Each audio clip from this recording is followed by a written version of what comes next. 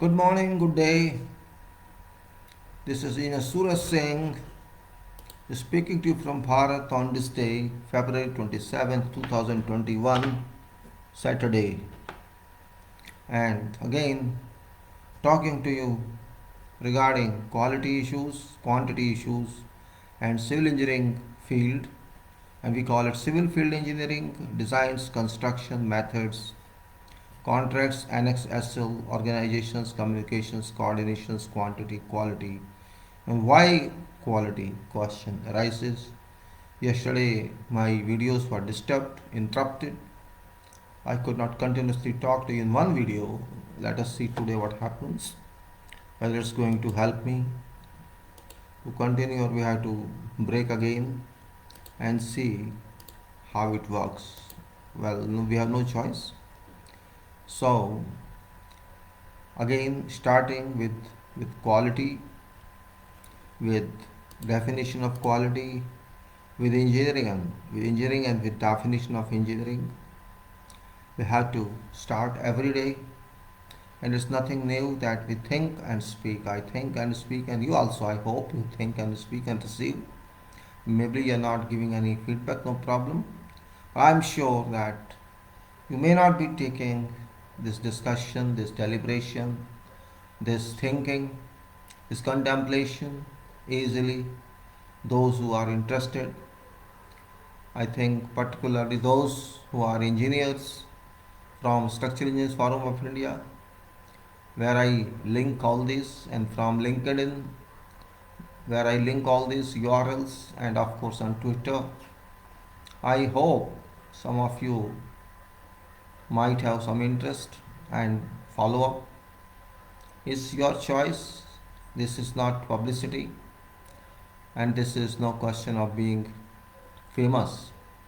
Just want to share experience, my experience of different subdisciplines and disciplines with you people, so that facts may be known, because without facts you cannot do anything.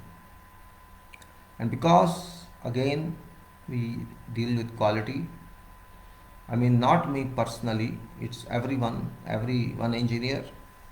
And in particular, if you are civil engineer, you have to deal with quality, and to that extent you have to deal that it is too detailed, and you have to work on that. It's not like something is delivered to you finally built, like machines, like equipment. You cannot do anything.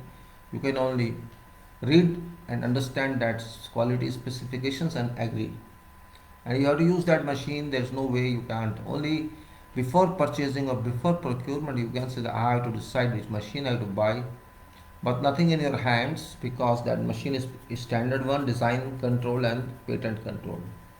So you have no choice there, but either to accept this manufacturer's brand or that manufacturer's brand.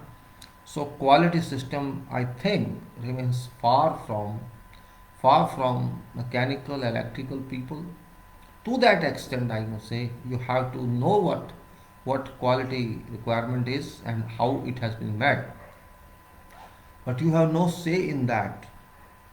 But in civil, we civil engineers deal with completely natural materials in all items generally, at least structural engineering item, you can say a skeleton or framing, or you can say wherever structure is done on site, either form it is pre-stressed or cast in situ.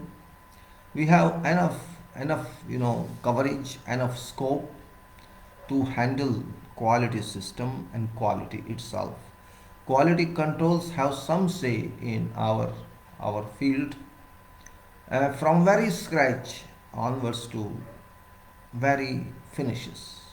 Or you can say when time for turnkey comes, when owner has to use key in that lock and open and inaugurate that project.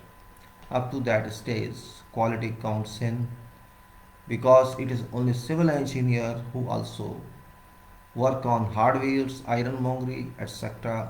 and doors, windows, and all finishes, which are also in coverage of quality. So you can say civil engineering is broad based quality engineering, not like others where quality doesn't play that role as it plays in civil engineering. And in total civil engineering, you cannot say only in construction, in designs as well, in work before designs as well, which we say FEED, FEED, front end engineering design, and maybe before that you can say civil engineering is start of humanity, is start of this universe. Might be no definition or no name existed civil engineering, but whatever is seen now, whatever is experienced now or understood now, it's all civil engineering. Universe construction, universe design, solar system design, somewhere civil engineering works. And I can say with full faith and claim that it is civil engineering that produced this universe. Of course, not to that is very high technology. I'm not clear about that. Technology or engineering that was used to design and construct this universe. Because we cannot do that till today. We can't understand that. We understand very low profile engineering, which is used only for earth surface, or you can say some up to few meters in depth you go. You know only that much engineering. We do not know more than that. But earth itself is a product of engineering, and whole universe, including our solar system, are products of engineering. So I can say our superpower is engineer as well, in addition to being other professional powers, doctor, and all knowledge having people. They are having that potential. God's potential is immense, and it has no length and breadth. It has unlimited dimensions, unknown dimensions. So we can say that level of engineering and science we do not know. If some object is located from other object for, I say, at a distance of 15 crores kilometer, I am talking about distance from earth to sun. This is 15 crores kilometer or 150 million. And this object sun sends light to. What does it mean? It means both are working together. Sun is doing its job, it's giving light to all other planets. And that's wonderful science, wonderful engineering. And an object sun is actually biggest power station of solar system. If we join all our power stations on earth, we cannot illumine like sun illumines from morning till evening. It's great, great reference, you can say. It never stops, and there is no fuel given by us to that object or that power station, whose size is very immense, 1.3 million kilometers. 1.3 million, or you can say 13 lakh kilometer size or dimension of that powerhouse, or that plant, you can say light plant, radiation plant, you may say radiation plant.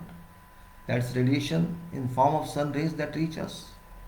We have to really think about, after all, what is our level of science and engineering, and what is level of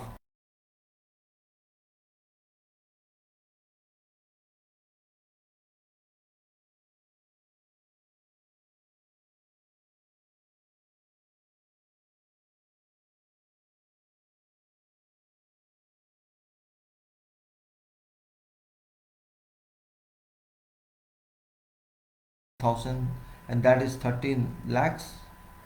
13,000 and 13 lakhs. See difference. If you place 111, I think 111 Earths adjacent to each other, we will find diameter of Sun. And think of, if of that diameter you can construct a globe, never ever forget that. Let us see, Earth is so many diameter, 12,500 kilometer diameter. Are we today having enough technology that if I like, can I construct 1 kilometer diameter lithosphere? Only 1 kilometer diameter lithosphere and plant it in solar system? It's not going to happen, never. We sent satellite to space, very very small satellites, few tons only, and we boast as if we have achieved universe. To Mars, to Earth, where will you stand? Very small science, small science and engineering. If you read Science of Nature, you are nowhere at all.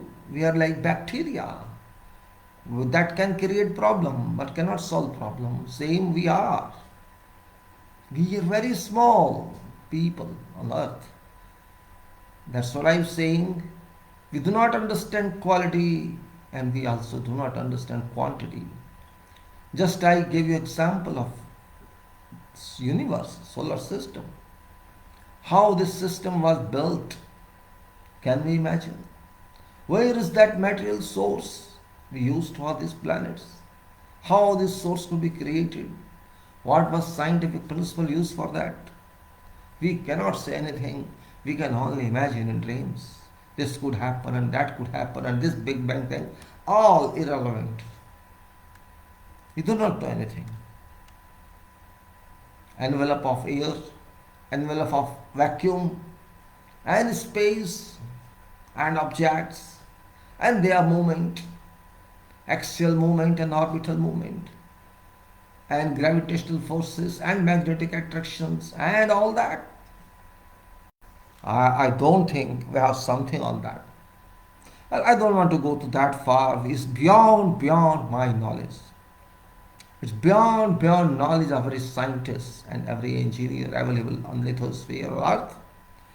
We are nowhere. We just measure ourselves in very small degrees or diplomas.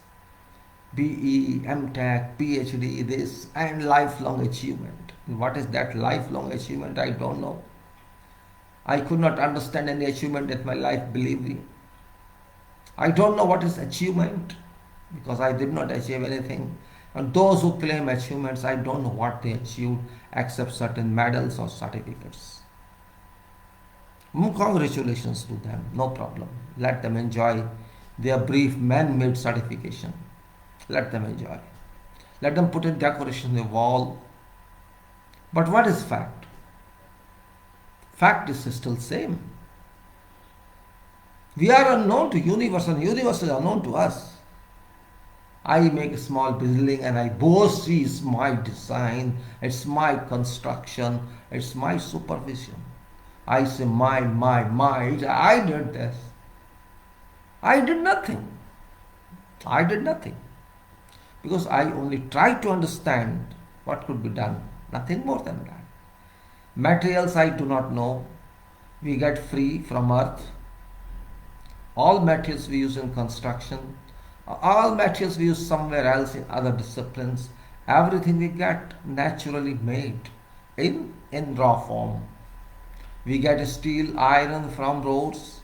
We get golds and diamonds from ores. We get minerals from ores or stones or rocks.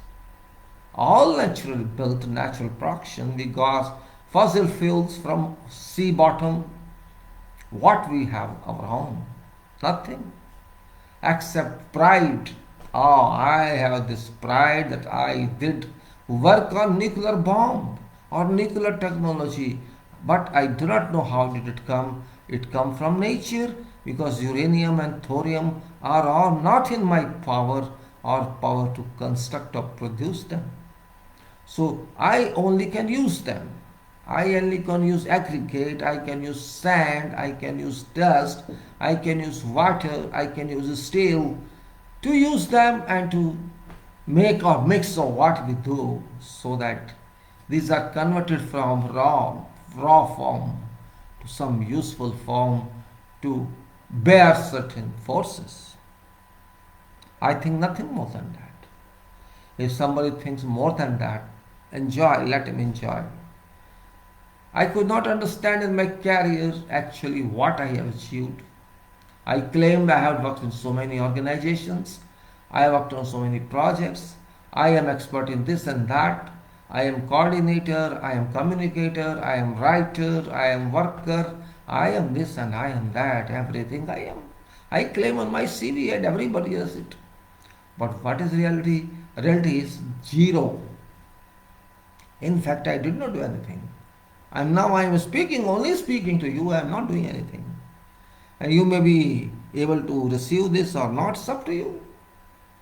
It's only communication, not more than that. I cannot claim anything on this because it's not mine. In fact, it's not mine. How it can be mine?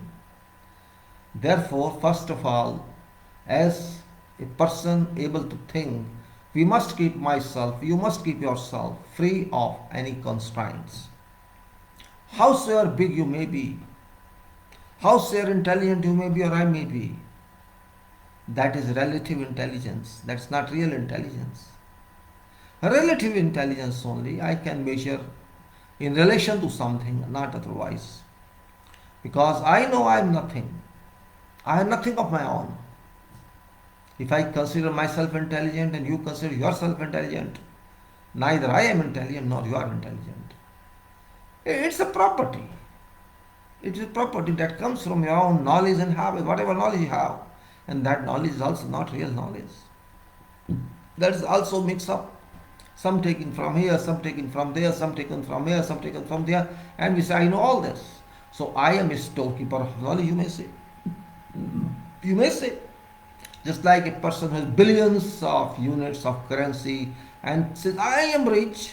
Yes, you are rich, but for what rich? What's your contribution? Your contribution is you gather this money and that's all, nothing else. So you are a storekeeper of money and I am a storekeeper of knowledge or know-how. So we are all getting some information somewhere or something from somewhere and start claiming it's mine. So it's not my quality I am claiming for. My quality is still zero because I do nothing. I do nothing. If I design some structure and say it's my design, okay, it's your design, but formula not mine. Whatever formula available is not my origin. It's somebody else. And then he may be having something from someone else. So this means we are only user of somebody else's properties, or you can say intellectual property. It's engineering. Engineering is never fundamental. Science is never fundamental. Science is different than nature. When you understand nature thoroughly or in some point, at some point, you can say, I have seen, I have observed, and this is evidence. And you can say this is science. So science means a certain or definite understanding of how nature performs, how nature works. And engineering is if you make something out of science and if you apply that on something, it is engineering. So we call it applied science. I don't find anything out of science and out of engineering that something belongs to my rights or something belongs to your rights. Whatever rights are there that are subject to restrictions, subject to definitions, subject to declarations, that this refers to that. So it is basic quality of people. So our quality, when we say I am very good quality engineer, or I claim or I declare I am very good, I have this experience, that experience. But if I think it's not mine, it's somebody else, and that's the reason that science and engineering never are original with anybody. That's for sure. Otherwise, there is no need even to give references.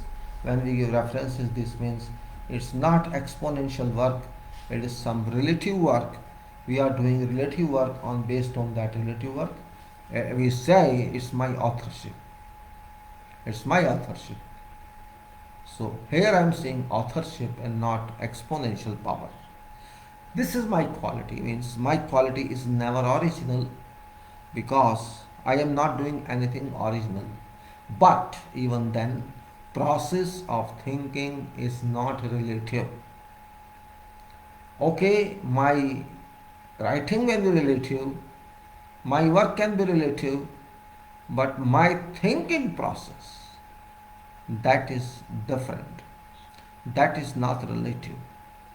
What power with, what intensity with you think, in what depth you think, and how many times you think a day. And what is the power of thinking is concentration. If you can concentrate on something for long hours, you immerse yourself in that. Yourself means not your body, but your mind. Your presence, your concentration immerses in thinking. And that thinking is such a vast ocean. It's the sky's limit. You can think. And thinking activity gives you so high profile that even sometimes you forget you did not take food. Sometimes you forget what shirt you are wearing in, whether it is in pant or not tucked in. You forget so many things. I usually forget when I immerse myself in something. What I thought last moment I forget. What I thought in morning what to do I forget. It happens sometimes while you are busy in thinking that you even forget what I last minute thought and what I wanted to do something after 5 minutes. It happens because it's called immersion. Immersion into your mind, immersion into your envelope of thinking. This means your radiations of mind, your waves of mind expand themselves to higher level of vistas, higher level of aura. So you can say at that stage you are a quality thinker. Of course not relative thinker because process of thinking yours, but contents of thinking may be relative or maybe your own. If it's your own, then you can see you are going to be exponent of that topic. Exponent. Of course, you are going to use relative information on that, but result of that information is you can say you created that originally, and later on research can be done on that. That's called quality work. In engineering, there is a lot record that it was innovative, it was empirical, it was exponential, and hundreds of such formula are available which are based on empirical strength as well as on derivational strength. But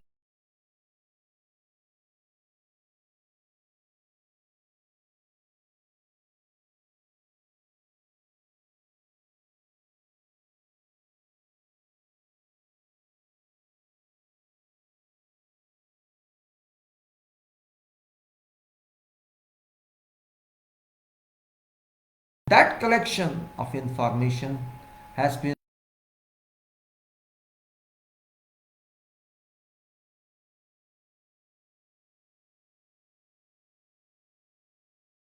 we can say, a structure has been formatted, a structure of knowledge, a structure of science, a structure of engineering, and it has been called branch of engineering, and then some other branch of engineering, branch of thinking, you can say. When somebody thinks of engineering, I say it is thinking. If you cannot think, you waste your time in engineering. Engineering doesn't tell you it will give you money. It never it never claims that. Only you think that engineering is saleable. Engineering is a product. I don't consider engineering is a product, but in terms of speaking, in terms of communication, I am forced to use this term engineering product. A student who passes engineering is a product. Then that product works in market on engineering and delivers material products. So human product gives, you can say, material product, and that material product gives in combination or in assemblies with other products, some vehicle, some useful product, some useful assembly car, some useful item, or you can say structure. All these work together. So my concept is little varying in this way. Okay, certification is a must, you must have certain educational knowledge, but as far as advancement is concerned, it doesn't mean that you should have certificate only. Certificate doesn't guarantee that you are an intelligent person. It only guarantees that you have qualified this course, nothing else, this syllabus, this program, nothing more that. And that too in that year. After that, your conduct may change, your style may change, your thinking power may change. You may be a very bad thinker or a good thinker. You may only be interested in money making and not to do something else. Some person thinks like that. What can you do? Means you are an engineer. What is your ambition? What is your path? It's up to you to decide. Somebody compares degree value in engineering equivalent to money value. And that's why somebody leaves engineering and goes to management. Somebody goes to software. So you have no destiny. Your destiny is only scale with money. How do you scale your knowledge with money? If you are then your end is, your destiny is only money making. I have no comment on that. Because you are a saleable person, your mind is oriented on money package and nothing else. So you can't develop, to be very frank. You can't develop. You can't develop totally. You can develop in money making, you can develop in commerce, you can develop in business, you can develop wherever you want. But your development is business, your development is a measurement with money, and money is not everything when you use money.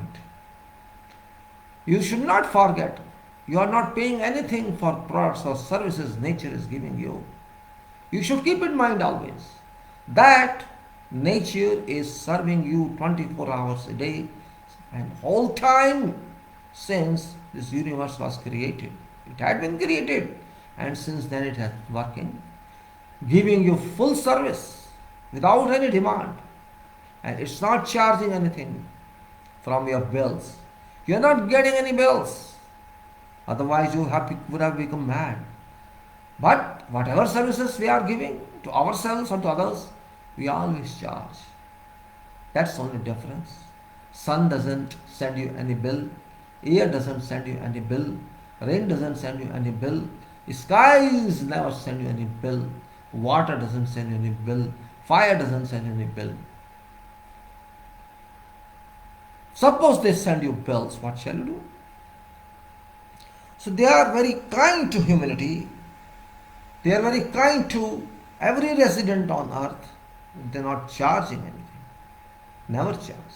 But if I give you a glass of water, I charge. If I give you a bottle of water, I charge. Because I am dealing with you commercially. They are not giving us commercial angle. They think that we are part and parcel of theirs, and that's the difference only. Human and every creature on lithosphere and on earth is part and parcel of solar system and universe. This is only difference. Here we are not considered part and parcel, though we are, but we do not assume. We remain in isolation with each other, and we scale with each other, we deal with each other in terms of transactions, in terms of money. That's the only difference. So questions comes in, what is quality meaning? Is it money? Is it money, or it is efforts, or it's thinking, or it's brilliance, or it's your approach of life? What do you want to? What's your aim? Money making? Or to do something for development of this earth. This earth, which is product of God, one of products of God, so we say product of God. We want to do, we want to add our hard work to this earth, or we just want to do something for sake of money. If I work in this country or if I work somewhere else, I work on earth. Don't forget. I work in America, or I work in England, or I work in Far East, or I work in Gulf, or I work in our country, Bharat. Though I am saying our country, but fact is that this is world part of this planet. So it doesn't matter where I work. Wherever I work for good of this earth. I work for addition to this earth. I work not for destruction but for construction of this earth. I don't consider scientists who are involved in bomb making or nuclear fission for purpose of destruction. I don't consider them to be supportive to earth, because they have no right to destroy earth.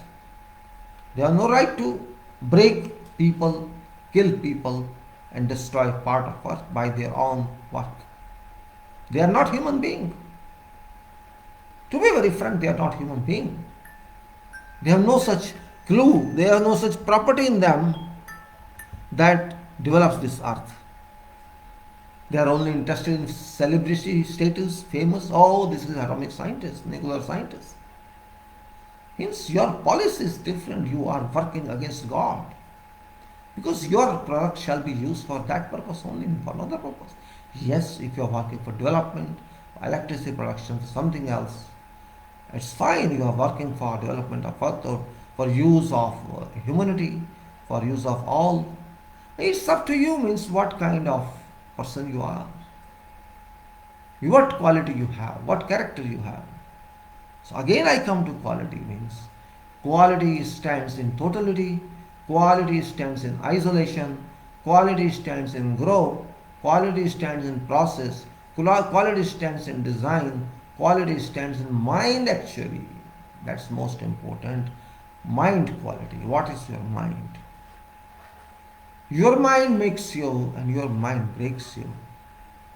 You know, when I say in geometrical terms or in number terms, I usually say this is a point, meaningless. This is another point, meaningless. But when we join both points, it becomes a line which has some meaning, and we can say you can measure it relatively, right? Now this is one part. This is another point on this, another line on this, which can make both join together at a point, and where point of these two lines join, that makes an angle included between these two lines, incidental angle, and that is only angle. It is no use because it can't be, yes, its angle value can be measured, length of lines can be measured, but still we cannot measure its area because it doesn't make a figure, measurable figure. So what we do, we convert this angle to triangle, and first figure in physical terms is triangle. That gives you measurement, square measurements, angular total measurement 180 degree we say, 3 corners it gives, 3 dimensional measurements it gives. So you can say a kind of certain product is available. So that product indicates it is minimum. You can enlarge it, you can extend it to 4 dimensions, 5 dimensions. It will go on concentration, it will go on adding, it will go on developing further. But if you take out one side, it again becomes useless. So what I am saying is, mind should be so strong, it should believe in construction and making, not in breaking, because breaking is very easy, making is very difficult. Making is a positive sense, breaking is a sense where no position stands but destruction only. When you break something, you do not break something. See, break is I can say it's a stage also for something else. When you have to amend it, you sometimes have to break it. That is different. But intentionally thinking of breaking, I'm talking thinking of breaking, or you accept thinking of making. Either you accept this or you accept that. That is cause your quality, value. If you say, I believe in making, That is your quality for which you have to work hard.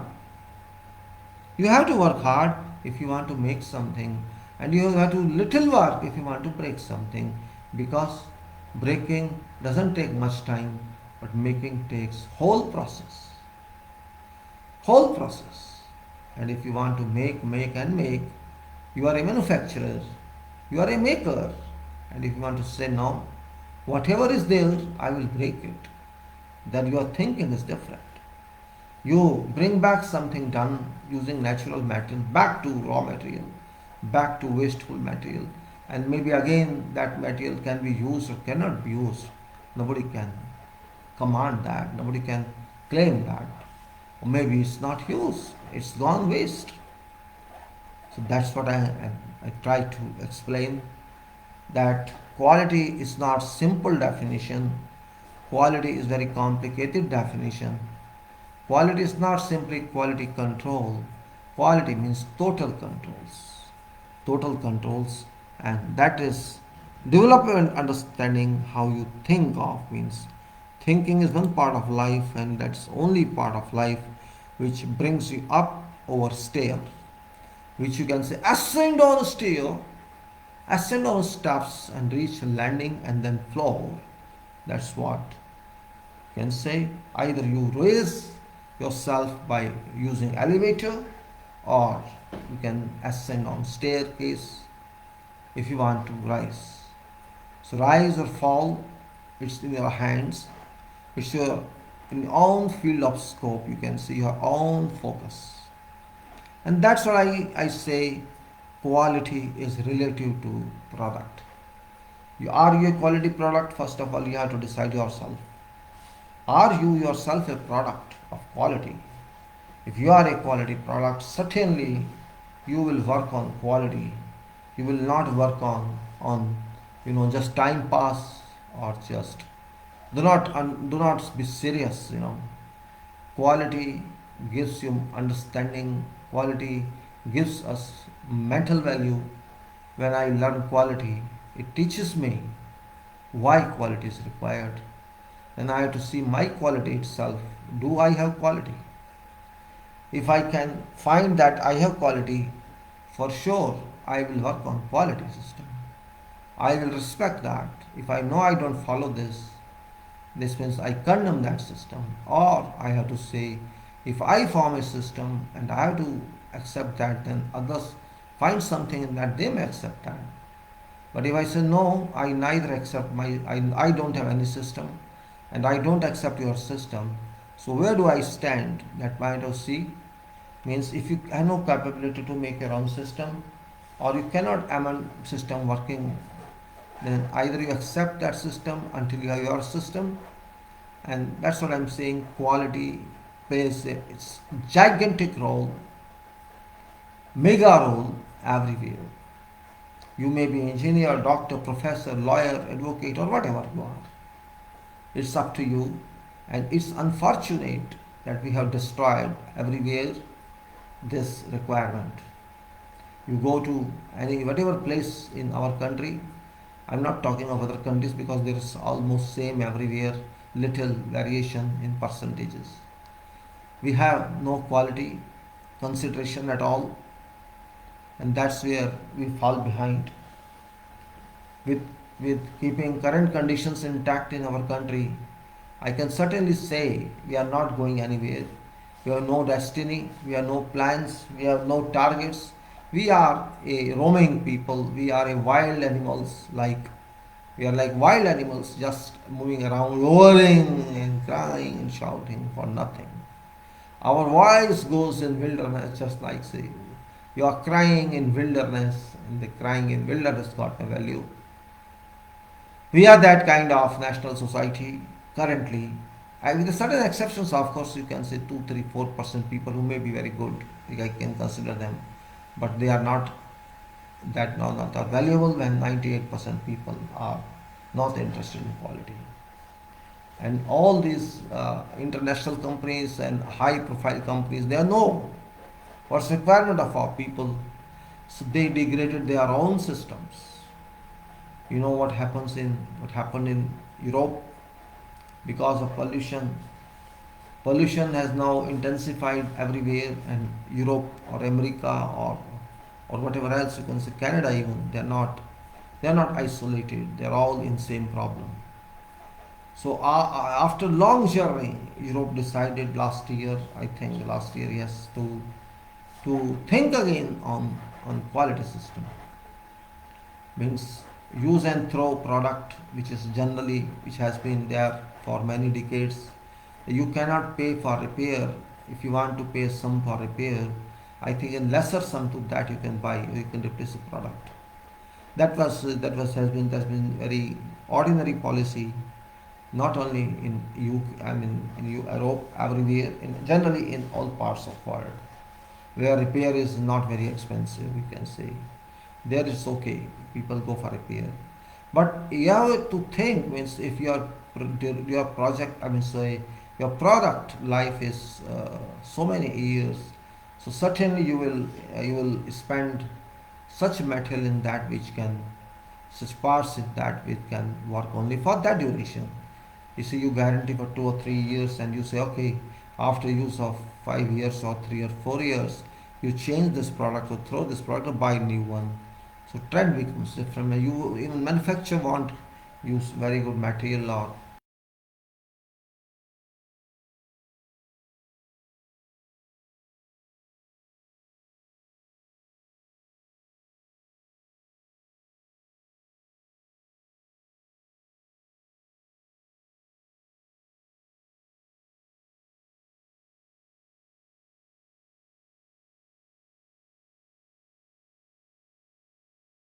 so it was bought in that year.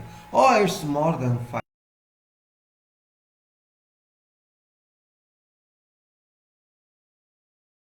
A bit of 5 years on that. Use more than 5 years means forget this product. You buy a new one. This means is that they're not interested in repair. But this policy of Europe, they are concerned now.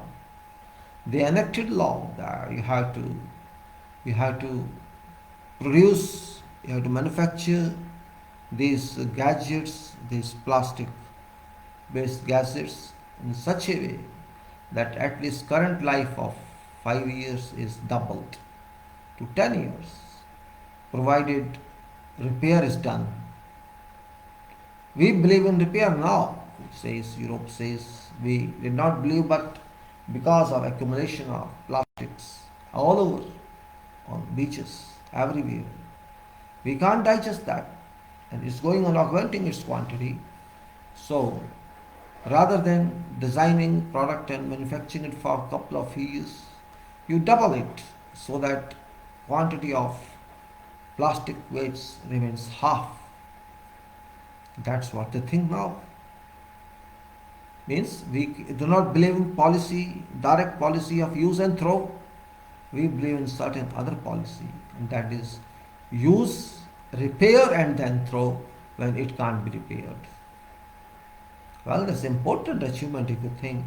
We go to old cycle in which in our country repair was very important, as well as in many other countries repair was very important. But because of our non-capacity, incapacity of handling plastics, we try to reduce quantity of waste plastic, and maybe in future they would say make in such a way that it is useful for 15 years or then 20 years.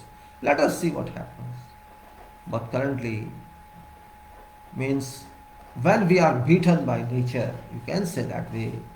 When we are beaten by nature, we do all this, but we do not know original problem lies where. Original problem lies somewhere else, and that lies in your fossil fuels. So you have to consider every point in quality understanding. What is fossil fuel? You know, fossil fuel, it takes from fossil fuel, fossil fuel, you can see this gasoline or petrol or these gases, or snug agencies like oil that we take from wells on offshore. This product, which is a result of many centuries probably, to convert from animals which are available in sea, they die, and that fossil is converted to fossil fuel. Millions of creatures in sea and ocean body, We know this petrol and diesel is a refined product of that. And also, we know that this fuel, petroleum products we use, originally we use them after refining to run our many billion cars and buses on Earth's surface, and flights and air conditioners and like that. Means you don't know where generators we use them. But when we got this product, fossil fuels conversion into petroleum, this further byproduct on that, you know, ethane, methane, propane, these gases, byproducts, which you know, which can be, which can act like polymer. These waste products are root of our problem. Very frankly speaking, this so-called polymer-based plastic that comes from ethylene, or you can say polythene, we call it ethane polythene.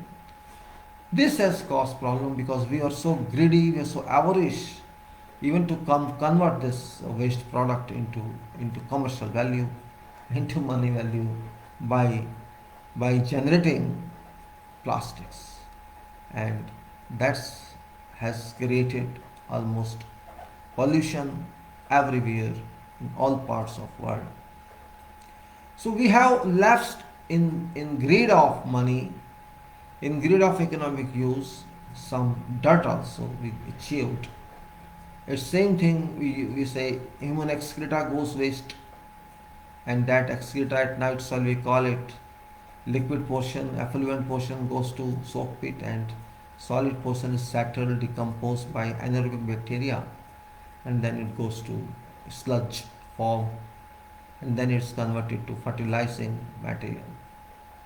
That's useful, but our this fertilizing material is giving fertility on what? This is giving fertility on disease, you know, that disease pollution, and this also giving breeds to some kinds of maybe organic or inorganic or whatever, and that can result in viruses, that can result in whatever. So we have to be very careful. I mean, that's why I'm saying thinking, what quality of thinking do you have? You have to think only for one part of life, and that is money, or you have to think for making yourself in such a way that you are open to everything. That's second part, second quality. I'm only interested in using my life to enjoy. That is third quality. Or I want to help this universe, help this earth develop, because I am not going to take anything with me. So why should I die for money? Okay, whatever money comes to me as blessings, it's okay, fine. But I am not going to die for money. That's another kind of quality. So there are so many such qualities you can define what is and what is this and what is that. It's very important part. If we can understand this, quality is not only in engineering, it starts with your own. What sort of quality person you are, what sort of I am, we can define that, we can understand that. And this is called brilliance definition, you know. This is very important definition of quality. If you can understand this definition, you can make use of quality definition, where you can apply onto yourself and find where do you stand in quality. Forget quantity, you cannot change quantity, you are one unit of humanity. So you are the, you can build yourself as well physically, you can, you know, strengthen your body, you can strengthen your food, you can take good food, or you can enjoy life. But quality of thinking should also work for improvement, further improvement. Your thinking, everybody's thinking makes a difference. If we think group wise, we think in one direction, certainly we shall achieve those targets. That may be positive or negative, depends on your target. If your target is only to be a scientist and then work on engineering a nuclear bomb, then that is your destiny. I can't change it. But if you think for helping everybody on earth by production of electricity, by production of whatever else that people enjoy freely or with minimum cost. That is another one. It depends on that. You have to think, you have to decide for yourself, are you saleable or not saleable? Can you be bought or you cannot be bought? Are you so weak that others can buy you? You have to find answer to that yourself. And that thinking, that contemplation can generate quality in you accordingly. If you think money is everything, then you will also think in your work, money is everything. And if you say no, money is not, I am getting pleasure in thinking and working on research and innovations, and I'm thinking of this, okay, as far as I get food and this, it's fine. Minimum needs I meet is fine. I know maximum requirements. I'm not thinking a lot for those to come after me.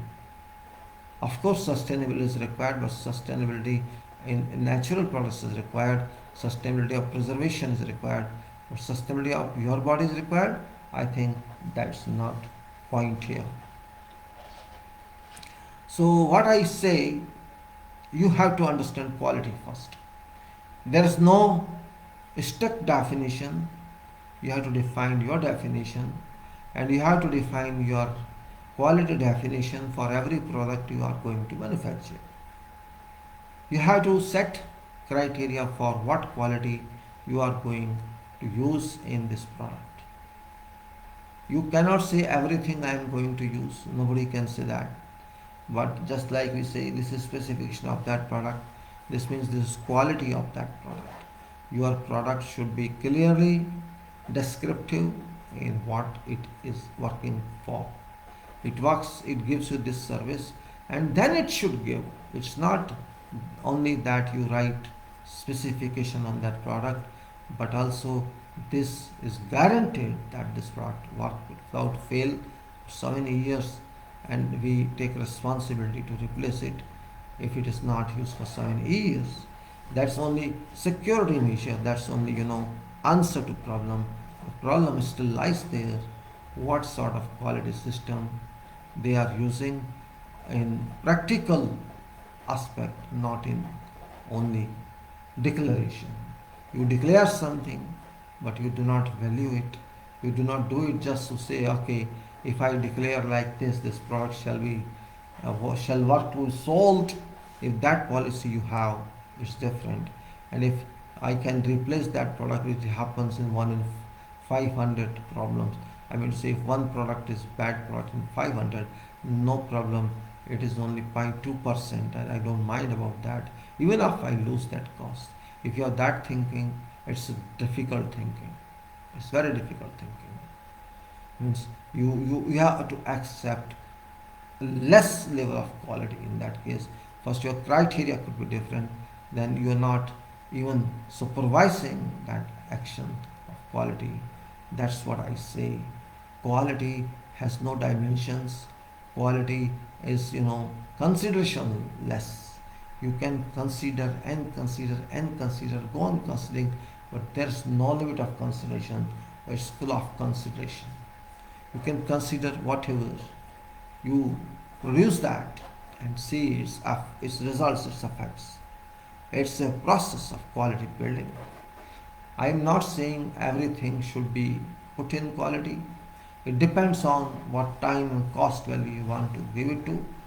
If you say, no, I cannot give you absolute quality, I will give you limited quality, and that shall be impact on your use. You can say, yes, it is also quality product to define quality. What I mean to say, you are mentioning that, you mention that on its cover, this is its performance, this is quality. I think that's adequate. But it should be practically same. It's not you are writing something, it's not giving, no, it's not accepting. You can write anything, nobody can stop you. But does that work? Point comes in there. That point is very, very important from every point of view. So when I talk to you about quality, I talk to you from very different angles, and that system should be clear. So when I talk of quality, I mean I talk of my profession first. But before describing about my professional problems, I have to explain to you what do you think about quality, and if you don't think, what should you think? I am not author of quality definition. There is no need of such author. Yes, defining is something different. You can define what it should be. That's one part. Because product means product with quality. Product with quality less power or strength, or you can say product without quality is no product. It's like child toy, which is only for pleasure, not for doing anything. So I think you understand my point. I have taken a lot to explain that you can check your quality yourself. People used to call in past character of this person. I'm not calling character because that is something personal. I'm talking about general, and that is quality of a person. Quality of a person, I can call them person means everyone. Quality of ordinary person, quality of little educated person, quality of graduates, and quality of professionals. I'm talking all these. If I say I am an engineer, I am qualified engineer, this doesn't mean anything. Am I really an engineer? That's point. You have to decide yourself. Yes, you can claim that you are a quality engineer or a quality doctor. Forget certification. Certificate will be something else. That is according to form. But are you an engineer? You can judge something like that within 10 minutes talk, 5 minutes talk with someone. Are you a good doctor, medical? Are you like and are you that? And remember, profession it is. And when we include profession in our life, automatically profession includes quantity and quality into system which you are supposed to be expert of if you are of that caliber. So you should be ready for responses when somebody asks you. I'm not saying somebody is going to ask you, but somebody if asks you, your mind should be ready for that. Means you cannot forget something, you know only. Sometimes something slips off your mind, that is different, but later on it comes back to work. So are you good worker? Are you quality worker? That's a question mark for engineer. In engineer, if you think really in reality in public here in our country, civil engineers are not required practically. That's a fact because people have misrepresentations, people have misthought about our profession. Profession of civil engineering is different one, but people are mixed up with government employed engineers and all other engineers. You know that government employees engineers' job is not to do work themselves, but just to supervise works done by our contractors. And you know what level of contractors do we have. I don't want to talk of contractor because contractor is a businessman in current scenario. Contractor is not a sacrificial body, should be, but it's not. Because of unknown reasons, I don't want to include reasons in this. So my viewpoint is that we define ourselves, I define myself, but how I to define if I don't have backup?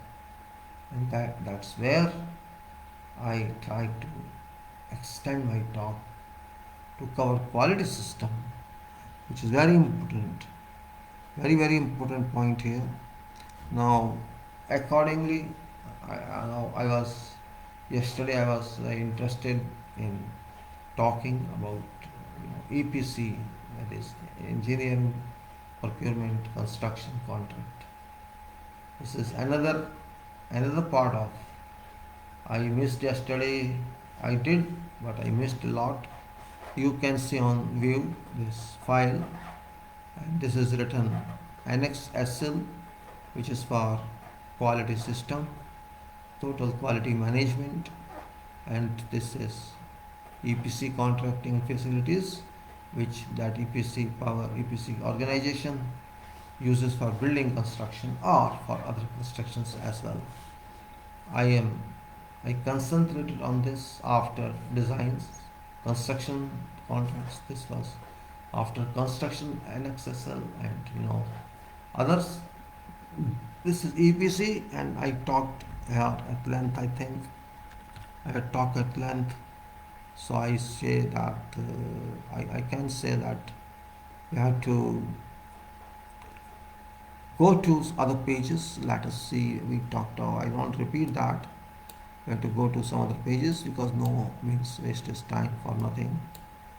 And, I think I had gone to clause 2. I think that is. I don't exactly remember. It is.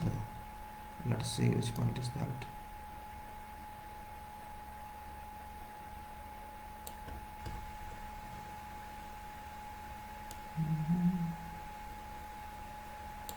This was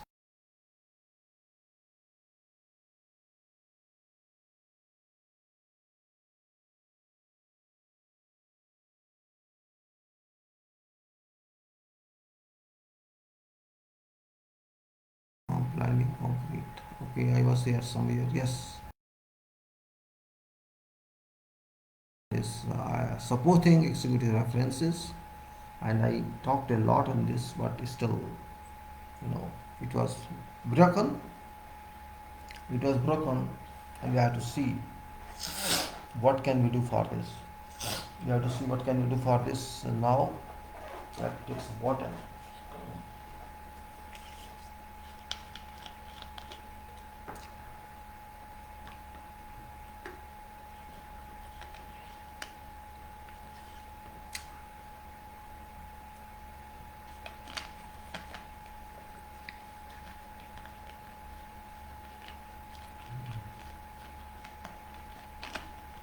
Supporting executive references, as title is supporting executive references, and it is I can say like survey land. I talked this that surveys land and bathymetric. I explained battery limits. I explained excavations all type. I explained soil testing. Yes, we were talking of soil testing, soil improvements, and I produced a document also about soil testing. I'll show it later on as well because main purpose was clear, and I was talking about its legends, etc. I'll open it, and meanwhile let's go and understand this list. And it was soil improvement, all ranges, and blinding concrete, concrete protection, and cast in situ and formwork, all that. Then the reinforcement fabrication, precast, pre-stress, concrete class, reinforce. So let's talk in general all these points better. Soil testing is an important part of construction engineering, because you can say even design engineering, because without soil testing you cannot take any decision on strength of soil, which strength means based on that strength you can design foundation. If you don't have that strength parameters with you, if you design foundation just by assumptions, that won't work. And of course, soil testing is also not absolute, because we apply factor of safety everywhere, from security point of view, from a kind of warranty against failure of foundation. You can say a kind of safety cover, because soil is never homogeneous. You know that homogeneous means soil is not having exactly same structure in all its volume. You test here, it gives something, and if you test somewhere else, it will give something else. This means wherever you test, you will find some variation in its parameters, in its strength, or its contents and composition, or its atomic structure of its particles. So because it's natural and there is variation, you cannot say that whatever strength you are getting here or there, it is same everywhere. That's called, that's why we apply factor of safety. That was one of purpose, because it is heterogeneous volume of soil, it's heterogeneous material. And improvement, if you find that it is very bad soil, it doesn't serve purpose for this structure, and we can't trust this soil. If it's clay one, it's clay or silt or it's loose sand, or it contains, its water table is near ground. If such, or you can say there are fissures in rock, means there are so many points we can consider which soil testing tells us, or what is value of electrical resistance or conductance, what is thermal conductivity of the soil. Yeah, all these points require considerations for mega projects, where it's not one or two foundation we have to do, or not 10, 15, it's hundreds of foundations and many buildings or pipelines, all we have to do on that project. And that knowledge, that requirement of project needs some information, some knowledge, and for which soil testing is one of very important point. Then if we find that it doesn't work, or there is a deficient property in this soil, we have to replenish that deficient property to available property, and that's called soil replenishment. And we can say soil improvement is processor, is procedure, is method, and soil improvement of all ranges. Soil improvement, I don't like, it's not my liking or not liking, it's practice of soil.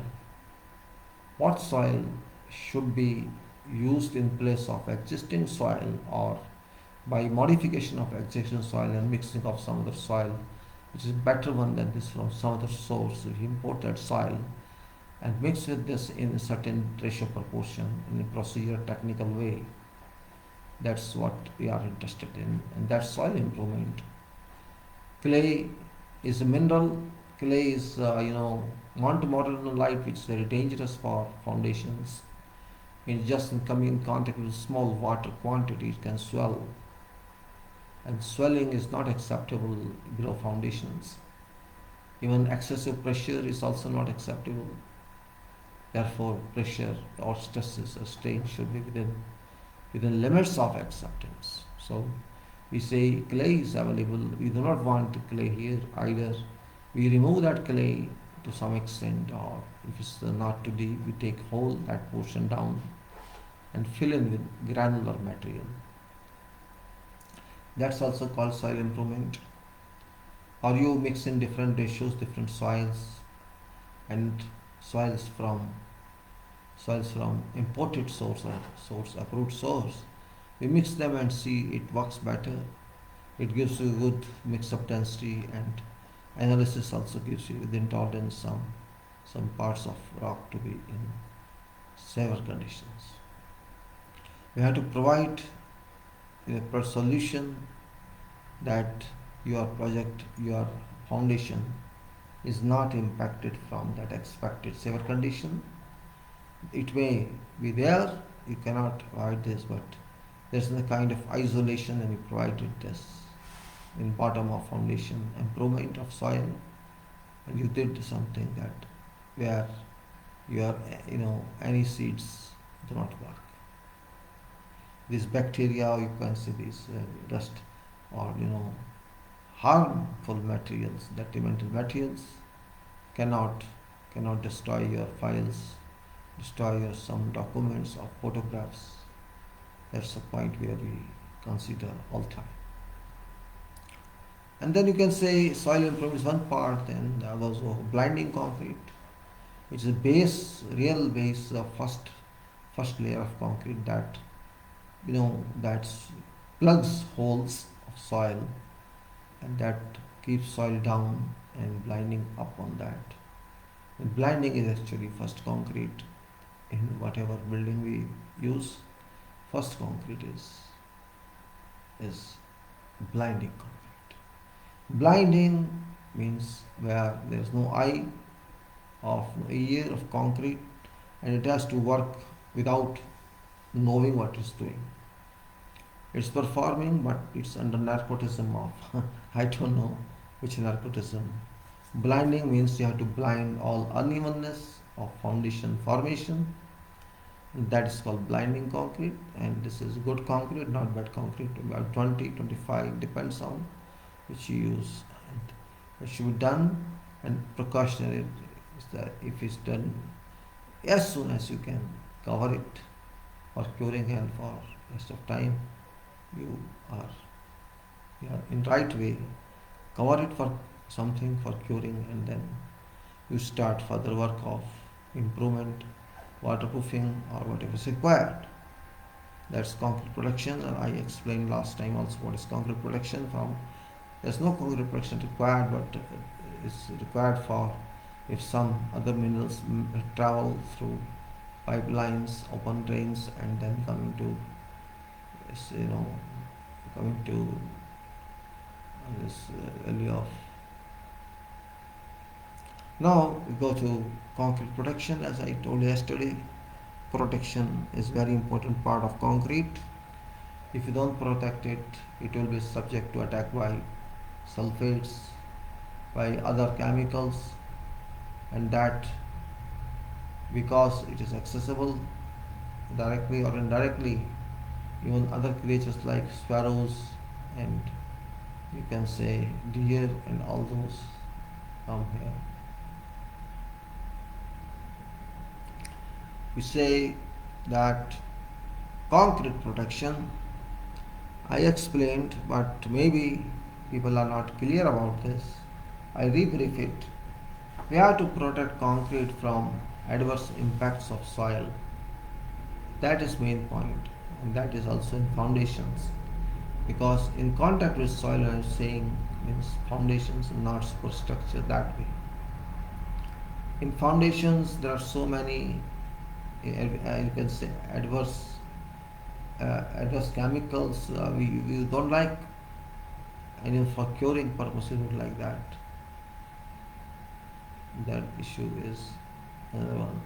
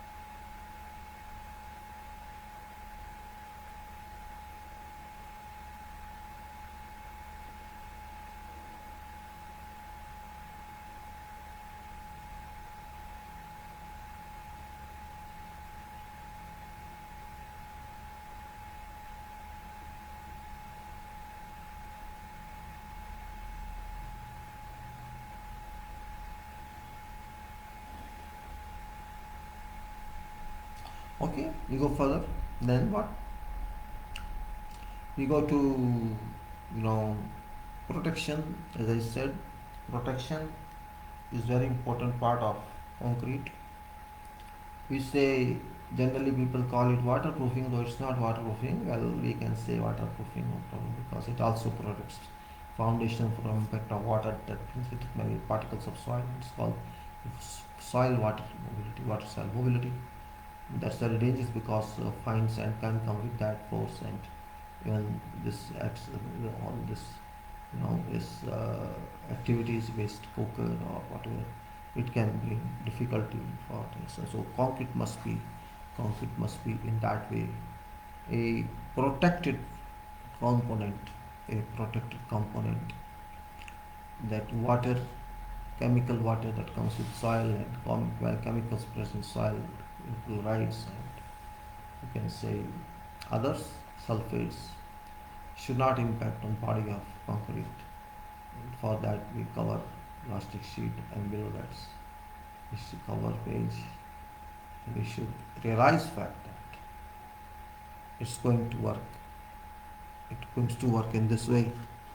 We have to protect foundation at whatever cost, because if foundation is not protected, it won't work for us. Then we can say we use waterproofing membrane around foundation, basis horizontally and vertically, all it's wrapped in that membrane, and that membrane too is protected by the method. Then we can see now it's okay that you have provided water. Now you can fill up this all openings, or if you want to clear them, clear them.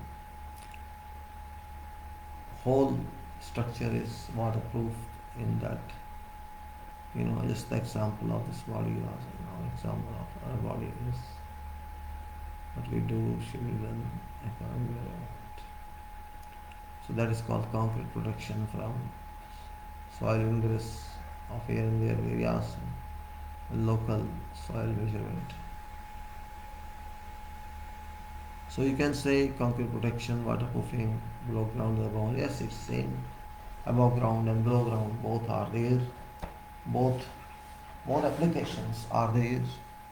Below ground is different purpose. Above ground is against weather. And then we can say cast in situ concrete, which is very important point. Generally this concrete is done all over projects, except few cases where cast in situ is used in its product that reaches and delivered concrete. We have to take care of that cast in situ concrete according to all requirements. Means we have to take green concrete, wet concrete, slums, temperatures within limit should be, and then we can use that on our site. And then similar test samples are taken. Formwork all types means timber formwork using plywood or planks, or you can say plastic formwork, or maybe something else coming in. All that we need. We know we should do. They say India works. India doesn't change the wastes. That's a political one. And onto that, then you can say reinforcement fabrication. Reinforcement fabrication is based on cutting length of a bar, which is calculated by applying length and then corners, and then you can say press, and now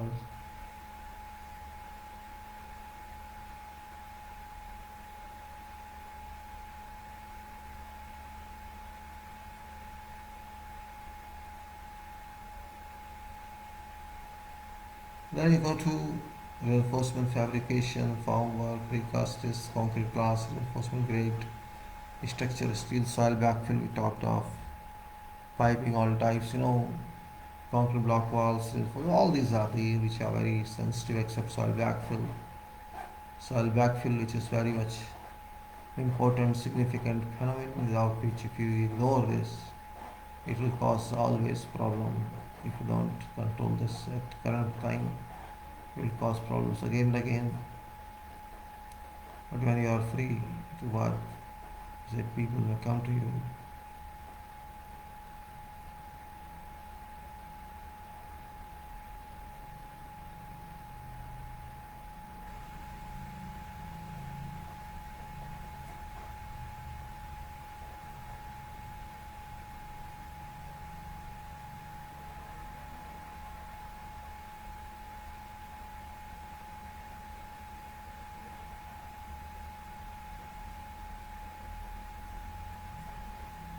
So this is here you can say we have reached out. Backfill portion I talked yesterday also. Very, very important backfill. We have to be clear about that. It's not my choice or your choice.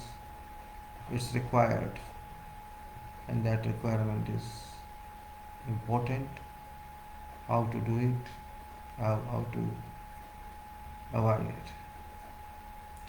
We have to be very serious in backfill, and we are very serious in using micro silica or not to use micro silica. It's very important part. Then you can say which machine we use. We want to enjoy backfill. As I said yesterday, it's not simply backfill. It is called structure of backfill. Structure of backfill.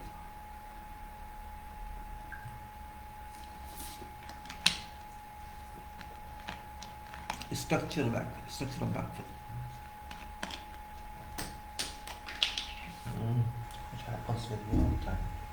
Something falls, something doesn't. The structure of backfill, which structure must be formed, and if it's not formed, then you cannot say that this is backfill. This is just fill. When we say backfill, what does it mean? We have to analyze that term as well. What is backfill in fact? What is backfill? Why do we call it backfill? We have to understand that term, and if we fail to understand that term, we can't understand backfill. Why do we call it backfill? First of all, we'll make an understanding. Back means not front. It was back sometime and it's now at front. So what we do? We do it back. My cover has fallen down. I have to see that time. It's cover off. The cover off. This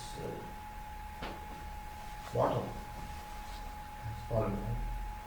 Let me just take 1 minute to get it back. Otherwise, I cannot see this back cover. You have to understand this because I can't do this. I will bring another cover and use it later.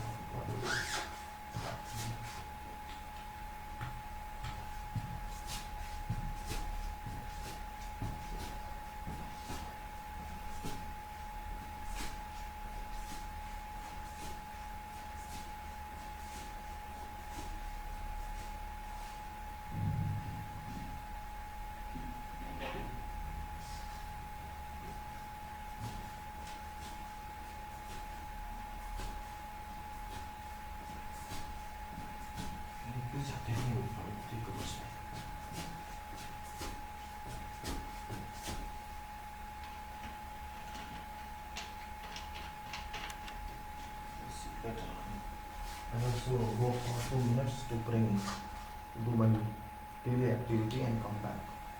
Hold on please, okay?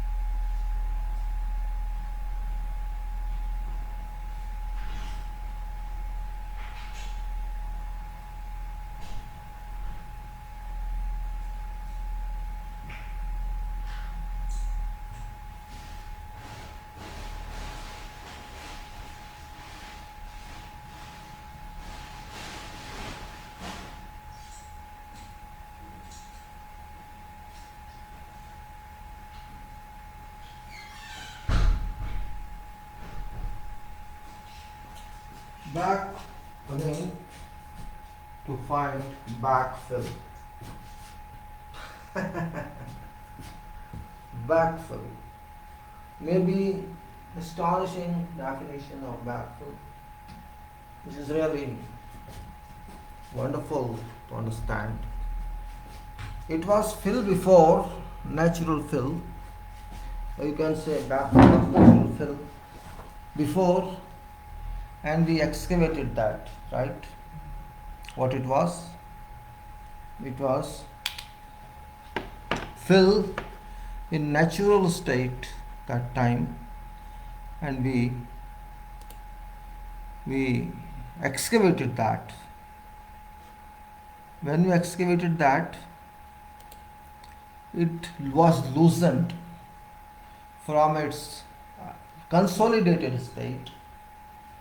We do not know, we cannot say it was consolidated, but it was consolidated because it was there for I don't know when. We excavated, it was loosened, so it came to its natural formation. Its natural state, solid state, was lost and it's loose now, and we took it out from excavation, and we have to fill it again when the structure has been done. Available volume of that excavation minus volume of the structure, we have to fill it back, and that's why it's called backfill. But it's not simple backfill. It requires to be back to that property which was available at least at time when we excavated that.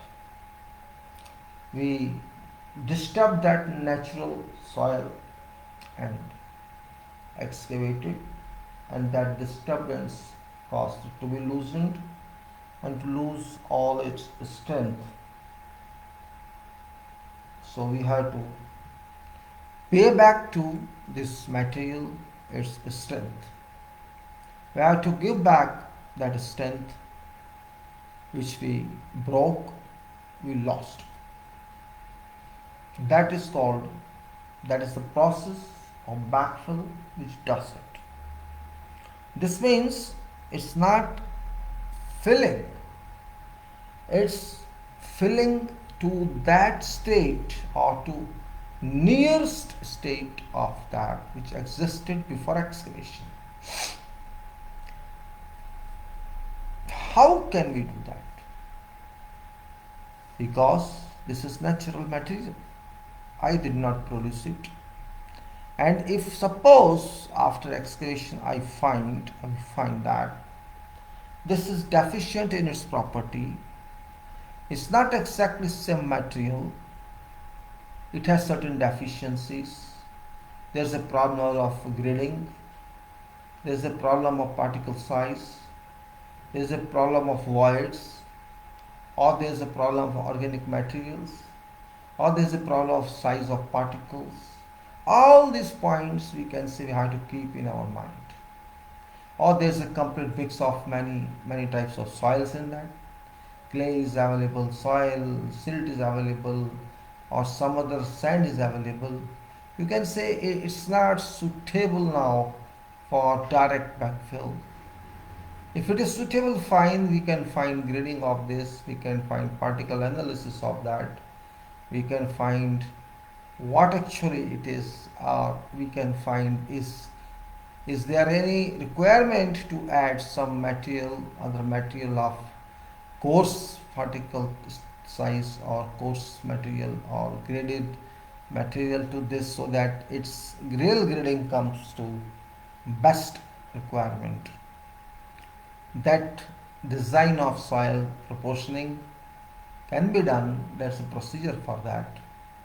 Sometimes even dune sand can also be mixed in that, depending on how to get grading. And then we decide that we have to do this, either we have to import some soil to mix in some ratio with this, or we have to separate some particles, bigger particles from it, or we have to screen it out.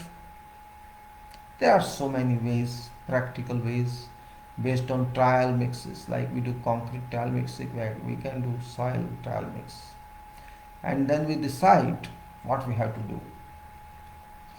Once we decide and agree on that we have to do this, this procedure is done, soil is mixed in stockpiles, and then we can say this is now ready for backfill. Alright, up to that point it's okay, ready for backfill. What to do? Backfilling is a process, then mechanical process. Up to backfill mix it was technical process. Now it's also another technical process, a mechanical process, not design now. That we have to clear all rubbish from trench, all materials we have to, all boulders we have to take out. I mean all particle size more than 75 mm we have to take out. All dirt we have to take out, all rubbish we have to take out, and then we have to clean and start backfilling in layers. That's most important. We cannot simply use machine and say okay fill it to 1 meter 2 meter hole and then leave it. No, it's not backfill. That's a process of backfill, that it should be done in layers, filling at least 200 mm thick, and then compact it back in 150 mm thick hole, and then taking sample for its density test, field density test, or Proctor density test, because we tested in its natural form when we designed this mix. That we took sample to laboratory for testing and we got some density in that. So in relation to that density of that sample we achieved in lab, how many percentage of that this field sample is giving, that's important point.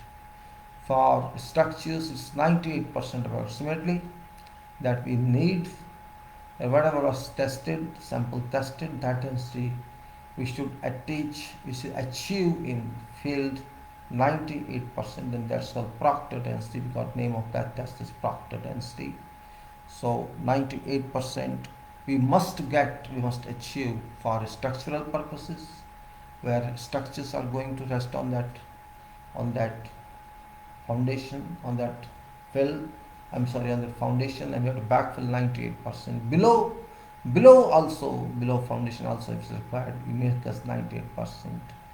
And if it is not structural fill, it is ordinary fill, where not exactly foundation loads are coming, it should be 95%. And where it's general fill, means in landscape areas where no heavy traffic comes, and in ordinary walkways or somewhere else it's 90% acceptable. It depends. So of course percentage is different, but process is important. I started saying that you have to fill 200 mm layer, compact it to 150 mm, and then test density. And if it's 98%, we next layer we start filling in, and same process of testing and density, and then next layer. Like that we complete, and I don't think it's more than 1 meter or 1.5 meter maximum depth of foundation. So already there's a footing, raft or whatever, and so you have let us say you have fill to fill at least 1 meter below ground, or less than 1 meter below ground, and then up to plinth level you have to fill some more, say 1 more layer, 2 more layers. So you can say a few layers you have to fill. Of course that is a time consuming job, but there's no other way out. You are just trying to bring back that existing fill which you destroyed during excavation. Now you are backfilling it. And remember, we are not giving 100% strength, because it's compaction. This activity is called compaction. Means 98%, and it will take another maybe 15 to 20 years, 30 years for complete consolidation. Means this plastic packed, a kind of compaction which is not solid state immediately. Yes, it is solid state, but not 100% solid state, because when we compact it at some stage it rebounds if you go more. So this is not exactly, you can say, solid soil. It will become solid only when we say after a period of 20 50 years, 20 30 years, when it's consolidation we call it. It's called compaction because we are going to pack. We are packing that material of soil into maximum available density that time. So you can say densification, you can say, rather than compaction if you don't want to say. Compaction and densification. Or you can say densification based on compaction, and compaction, densification, loading on this, and then consolidation. Loading from structure and continuation of loading for so many years that consolidates, it means changes that soil to solid state. As we study in Atterberg limits, this is solid state, this is semi-solid state, and here is this state and this state. We start with that. If you take that, oh, this is liquid limit, liquid state of water, a soil, and this is little, when it starts getting little shear strength, it's called plastic limit, or it's this shrinkage limit, or this is this limit, semi-solid and solid, like that we say. We can go and understand, means what is liquid limit, what is plastic limit, what is semi-solid. We can understand this point. That application of Atterberg limits applies, works here in backfill as well. And remember, when you are filled in, you are backfilled, it is dry, it should remain dry, and even if there is water availability, you have already provided wrapping of waterproofing membrane and then protection of that membrane as well. So water availability from bottom or sides or verticals will not impact on that. So still you can say that foundation would be safe. That's point here we wanted to explain about backfill. So backfill is not ordinary, it is also technical. Then you can say piping all types. You use pipe everywhere in foundations, sanitary pipes, water pipes, electrical conduits, and duct banks, what you can say. Other types of sewer line, or you may say firefighting system. Not one, not two, many more. So that's different world. You have to think of that, design that, and test that piping as well. And then provide, if it's pressure line, thrust blocks in water system. And of course, you have to then do block works for walls. And people think it's easy because walls are not load bearing one in structural framing. First structural framing is done and then works of wall can be done. And when there are long walls, even if these are not load bearings, we have to be concerned about that. We have to provide bending columns and bending beams. Not bending, bonding, my error. Bonding columns and bonding beams in long walls, so that this block work remains, integrated within framework, and also there's less chances of crippling or destabilization of this wall. So at certain standards spacing, you can install columns, means not load bearing columns, bonding columns and bonding beams. Then you can say block work, when you do, there's a roof, there's a slab beam, diaphragm, slab and beam, down stand. It is generally, it can be upstand also, but let us say down stand. And you have to, when you reach near soffit of that beam, you have to provide a little gap there, say 15-20 mm between soffit of beam and your wall bearing. There should be no bearing touch with that beam, because we want expansion here. We want some movement space for wall, and if it moves along with RCC beam, there's a possibility of crushing and failure of bearing, because by chance load comes on wall and it can crush him. So a flexible material is provided in that space between soffit of beam and top of wall. And that could be flexel or some other material like polystyrene, but generally material is provided for purpose of movement, just like we provide in expansion joints. When one building closes, other structure starts, and between them maybe there's a gap of 20 mm. Generally, that is filled with expensive materials. So we have to keep that in mind, that nothing is independent. Between block wall or big or brick wall, it's one and the same thing. Concrete block walls we generally do in hollow blocks.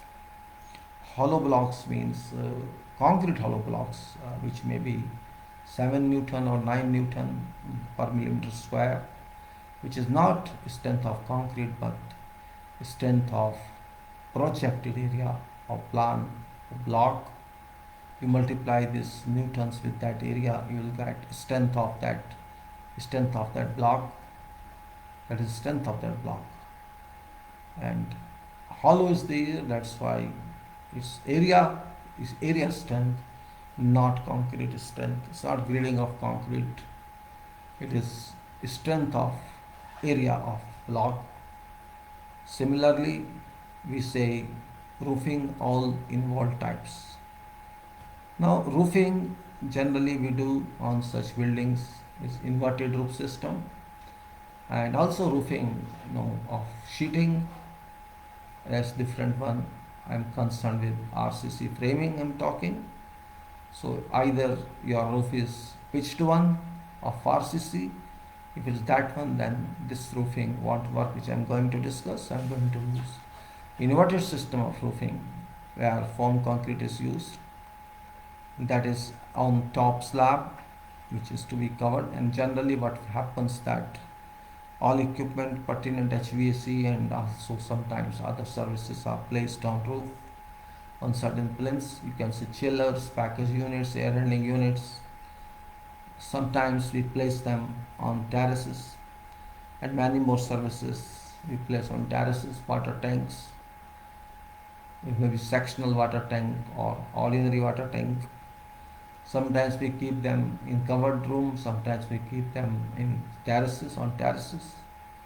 And those type of services are installed there on roof, but first we have to, before roofing system is done, is carried out, we have to provide plinths, so-called plinths for these machines, or we have to provide, sometimes we provide copper pipes for hot water in air conditioning, or chilled water also. Then you can say you have to provide some basis for them as well.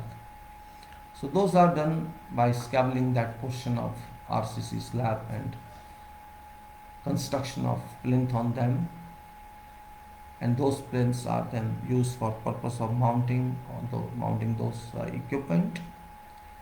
Now that's another point, but how to do roofing here is a point. We have to keep in view that this roofing is purpose is to drain out rainwater, storm water, and there must be some exit points or gargoyles, you may say, or down pipes, you may say, whatever is your design, that water from peak point of roof should flow to these outlets of rainwater, for which a minimum grading is required, that is 1.25% or 1.5% of length of that flow. That's very important point. But what structure of that roofing is that we have to first prepare this roof by at least little scabbling of this latins from slab surface, providing gradient of foam concrete, lightweight concrete, you may say, maybe 500 kilogram per cubic meter, 600 kilogram per cubic meter. Sometimes concrete itself is 2400 kilogram per cubic meter. So we have lightweight but with strength. Or we can lay mortar also, cement mortar, say 1:6.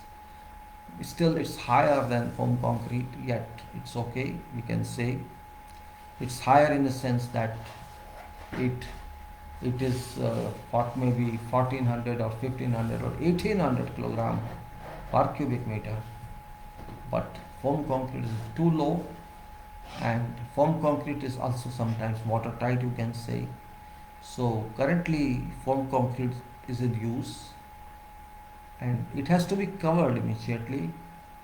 We can say foam concrete is done in alternative base as well as in gradient, and profile is prepared so that all waters can move out, but this foam concrete is covered with waterproofing system. You can say torch system, or other one cold applied. Cold applied is preferable in all areas because torch applied is not allowed where firing chances are, firing risk is available, firing risks exist.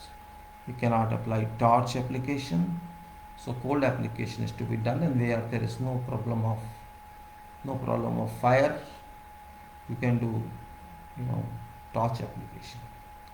And this surface of this membrane is laid in that profile, then it's covered up with your roofing system. And if it is, you can see, you can use polystyrene also.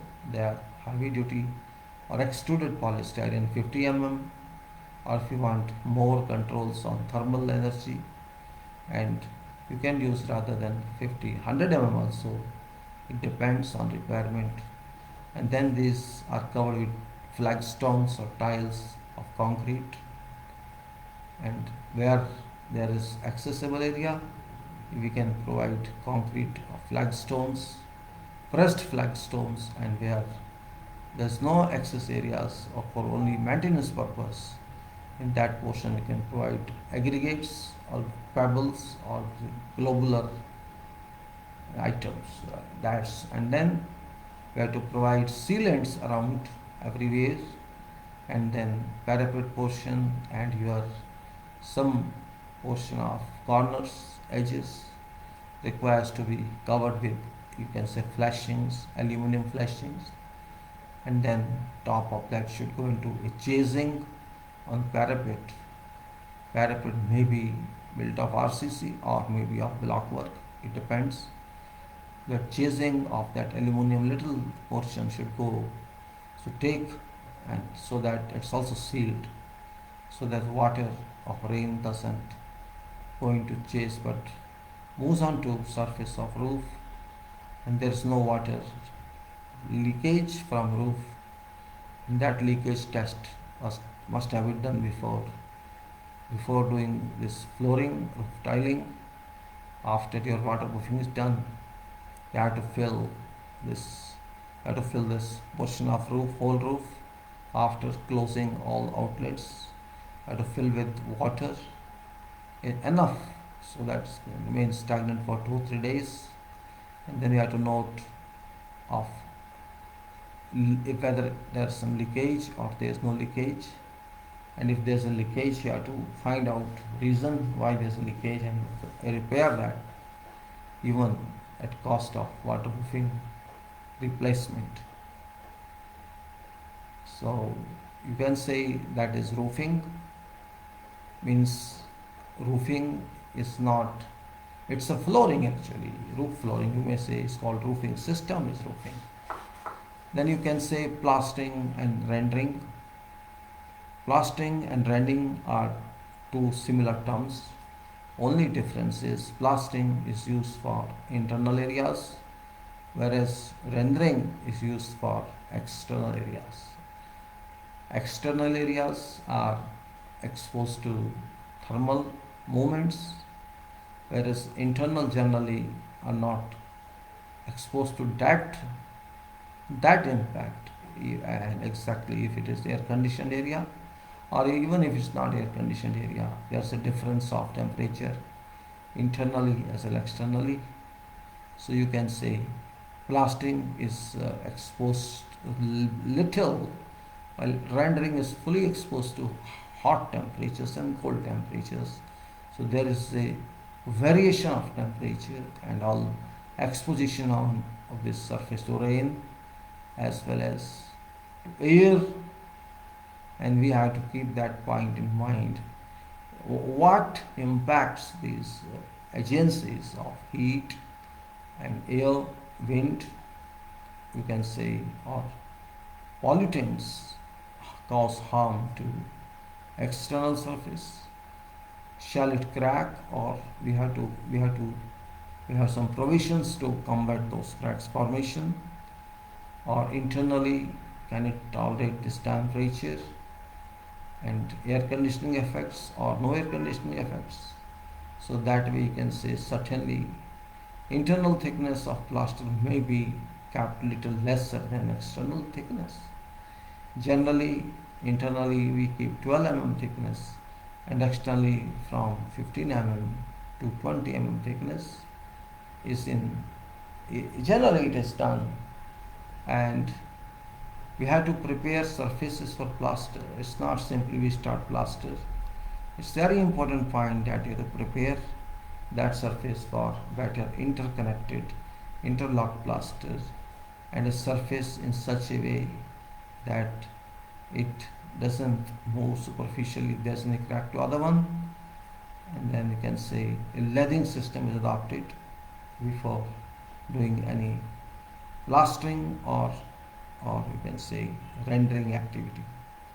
That point is very significant. We have to understand that point. Why we do that?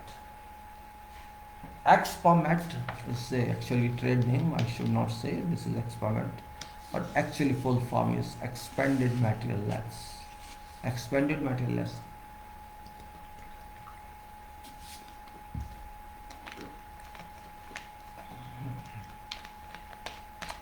Expomet we call it, expanded material lengths, which is, we may say, which is something we can't ignore.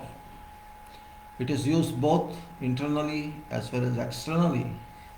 In our country, we don't do this because of lack of information.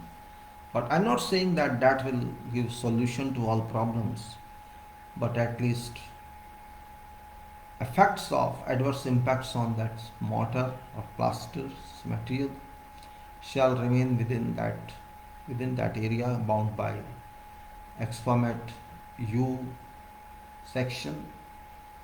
Or there is difference of surfaces like columns, beams, or RCC surfaces, and you can say block surface or brick surface.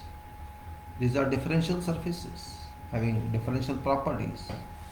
So we can say mesh, Expomet mesh or grill is fixed on those differential points where there is junction between column and wall or beam and wall. Those are covered with that Expomet length mesh. And also you can say corner beads are there. You can say corner beads or angle beads, you can say, and also U-shaped beads are there, which can be used on top of plaster membrane or plaster where it goes at point where false ceiling has to come down into plan up to planum layer, or if there is no false ceiling up to your top of slab, we put that in reverse U beading, and at corners we use corner beading, corner of wall wherever it comes in we have to use that. And we have to use you can say whatever sort of it is, as we know. And where we don't need it, we don't need it. Means, for example, a column's profile in section is square or rectangular,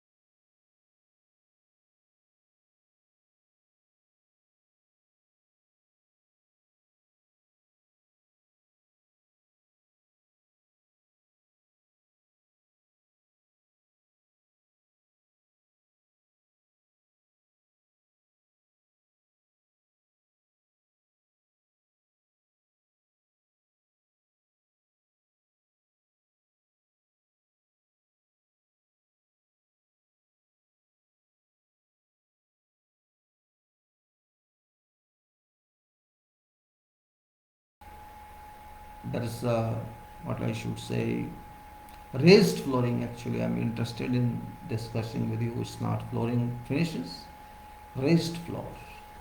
There's, you can say, sometimes in computer rooms, there's some space required below floor of computer, just like lift machine use, and there's a lift pit at lowest level in which some portion of lift machine goes down, and lift floor is located at your own floor where you stand. Same way, when you use computer system, you have to build one raised floor, and below that floor there is some wide space in which you can use for your computers. That floor at which this raised floor is rested, that floor is blank or CC1, but it should be protected by hardener, you know, surface hardener, so that it is kind of finished in that floor.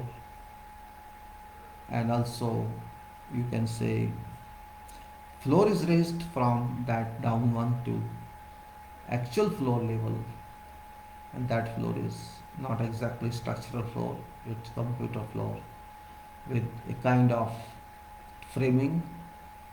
That is raised floor, we can say, from its level of, it has been raised to this level, and all your computer infrastructure remains hidden below that.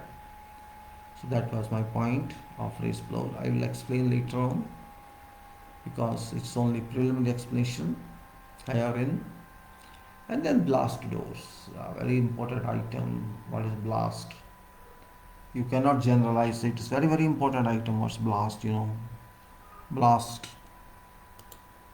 It is, blast means blast, you can say. If you see at number 22 here, it's written blast doors. Doors where you can say, doors where is blast actually you want to use blast, particularly in industrial projects, industrial oil projects, near or within process area, which is real plant area, means the processing is done, the trains are available, processing is done. Process area, wherever its scope is, from process area onwards to, you can say, I think that's a range of some meters. In that range, I'll explain to you in some other statement. Blast area we should be constructed as blast resistance area, then there's blast resilience area, and then non-blast area up to is 600 meters range there is. So in that range we have to think of what is blast resistant, what is blast resilient, and what is blast non-blast area. In process plant where blast is expected, and up to what distance it can impact or explode. That is, can say 200 meters or more. We'll see what range is. It's given somewhere. It's not certain, but approximate. Can say whatever foundations, whatever buildings, whatever sheds, whatever structures, tabletops, or other machines that are covered in that field of process scope, those must be designed based on blast. It be RCC structure, it be foundation, or it could be whatever else blast, which is applied on complete building, its roofing, flooring, vertical walls, all. Very expensive one structurally. And its doors are also very important, should resist blast. That's called blast doors, blast walls, blast floor, blast roof, all should resist. Then we go to doors, windows and ironmongery, very important one. You may be using wooden doors, timber doors, or plastic doors, or aluminum doors, or steel doors. Whatever you provide in your items, these doors, windows, ventilators, you have to think of them.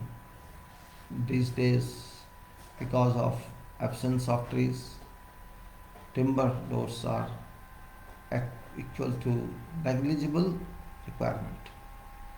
It's very expensive and it's not friendly with us now. Then could be steel doors, and where external doors are used, these are certainly for steel because we can't use timber for external items. So generally some people use all steel doors with timber finish, and some people use aluminum doors. Likewise, we use also plastic doors for internal purposes, but it's not very common as well. So I am saying that ironmongery doors and windows, aluminum is very strong material for doors and windows, and ironmongery means fittings of doors and windows. Actually, you should say ironmongery is general term.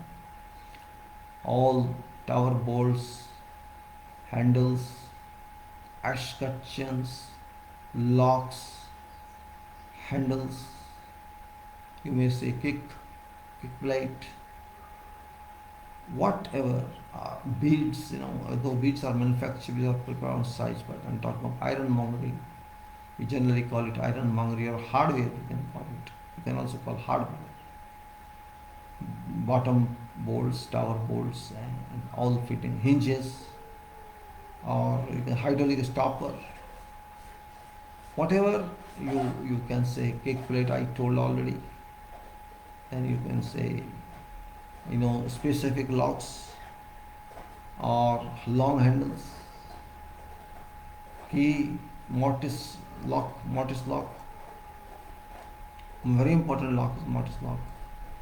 You cannot depend on padlock. So such materials we require to decide about. Then you can say kitchens. Kitchens are very important items in homes as well as in messes as well as in other areas. And built-in kitchens are available. Customized modern kitchens people claim, though I don't believe in that, but it's for modern requirement. There are so many kitchen equipments available which can be accommodated. Kitchen equipment I'm talking. And you can then say wet areas, which is a very important part. Wet areas, and what is dry area, what is wet area? We have to define that one. What is wet area? Where water is linked. It may be WC, it may be bathroom, it may be wherever you go to use wet somewhere. It is called, people used to call bathroom, so washroom nowadays they call washroom, but you may call by whatever name. Where you have to do in isolation, in privacy, whatever. You have to pass your urine, you have to pass your WC, your stool, you have to pass whatever you want. Those areas are wet areas. Very important areas, must be watertight as well. And all wet areas, flooring is done. And before that flooring, we have to apply waterproofing in that area, actual area. And also in common areas where there is actual areas and common areas both, we have combined these two. That's simple, Then you go to finishing all types, paints, internal, washable paint, animal paint, oil paint, external cement paint, you can say, plastic paint, you can say, decoration, whatever decoration you have to apply on doors and windows. All that count in this, and we can so go further and see what happens. That it is, you can say, in this position I can say, if we go down further, we'll find finisher all types and special items depending on requirements. I'm not going to do that separate one. It has to be epoxy flooring or some specific flooring, some spot surfacing. Then performance and testing and commissioning. Testing and commissioning. What is testing and commissioning? Is very general and specific items. Before project is handed over, there's a time for testing. We also use commissioning. Some contracts allow 1 month, some allow different time for testing and commissioning before completion date, before date on which you hand over that building or project. You have to test. You have to test. Before test, you have to prepare yourself for pre-commissioning. We call it pre-testing. One testing was conducted during your work of services. You could call it first fix, which just tested very small items, and other is that is you can say other one is pre-commissioning, or whatever you did in the last time you tested during construction. That was ordinary test for record purposes, but now it's for deliver purpose. So we have to first find all those inspection sheets and amend that, thinking on what's that. It's a very important point. Means you have to see performance then testing and commissioning. We have to do first fix, second fix like this. We have to test everything as part of pre-commission and then commission it if everything's within limits. You have no barricade there, every information is available, and you can go to your test device. We will call it. People shall manage it once you are able to test and commission.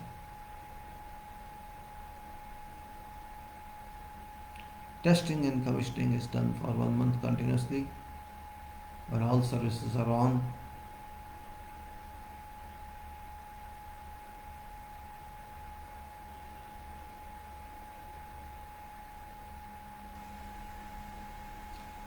Point remains same, means testing and commissioning goes on. Then design estimate quantities and shoot for inspection drawings. These are building permit drawings, construction drawings, revised design, national access. Why is this? Sometimes we are given advanced drawing just to inform what we are going to do. That is not meant for construction.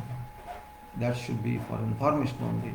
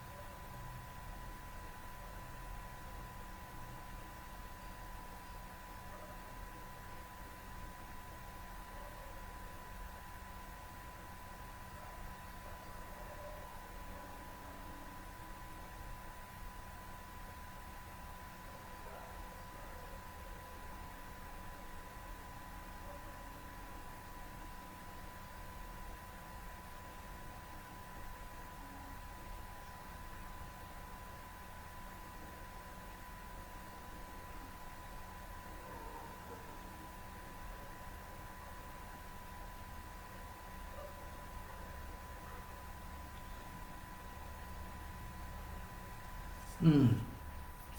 So we are a leading organization in plants and facilities, promotions in general, and having adequate experience in relevant disciplines including all allied management, organization service expertise, list of our quality oriented and value added deliveries, list of our quality oriented and value added deliveries. Delivered projects has been enclosed as an X with credentials capacity. We have a consistent and competent team of competent professionals from all required engineering professionals from all required engineering disciplines with a strength of international professional engineers, chartered engineers, or with other degree with a supporting engineering strength, engineers providing supporting dedicated teams for plants, hence plants and buildings.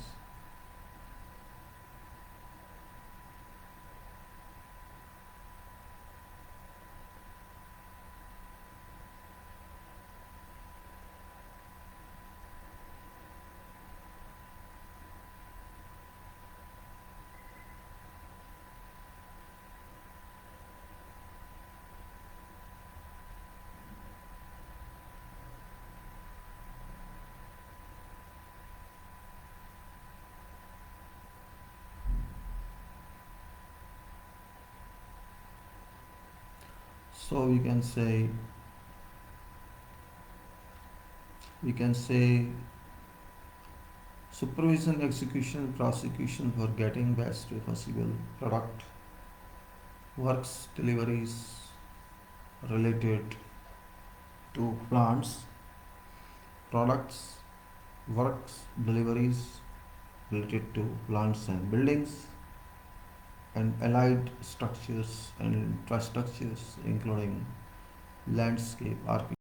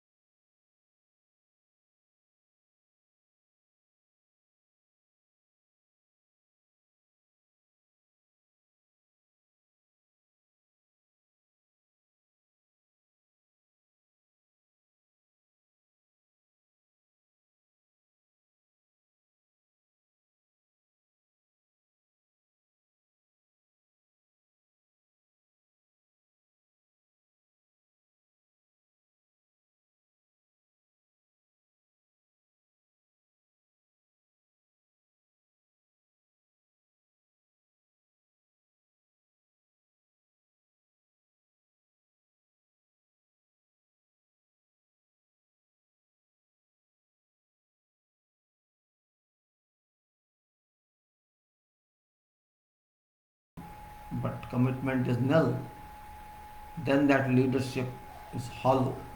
It's empty vessel, and it only sounds much. It doesn't give anything. So it should be solid vessel. It should be filled vessel. If you want to say leadership, and it should be committed one. If I say I do this, means I do this. This is business. I do it. Then we have to see policy. What is policy we have to do? We have to work with.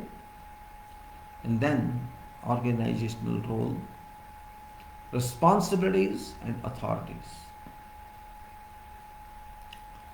Now what points we should consider?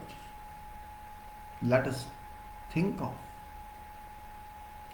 what is emphasis on leadership. Now it's non-stop organization, non-stop organization, and let's say this is document.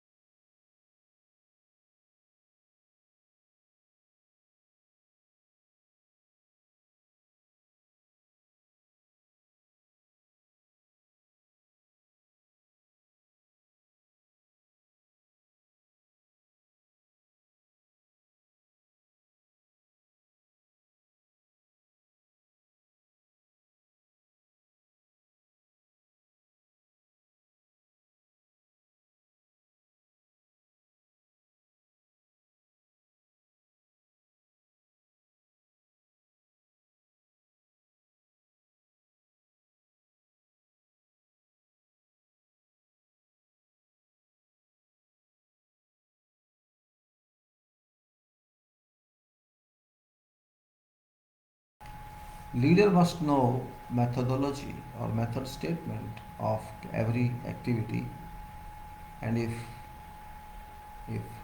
request.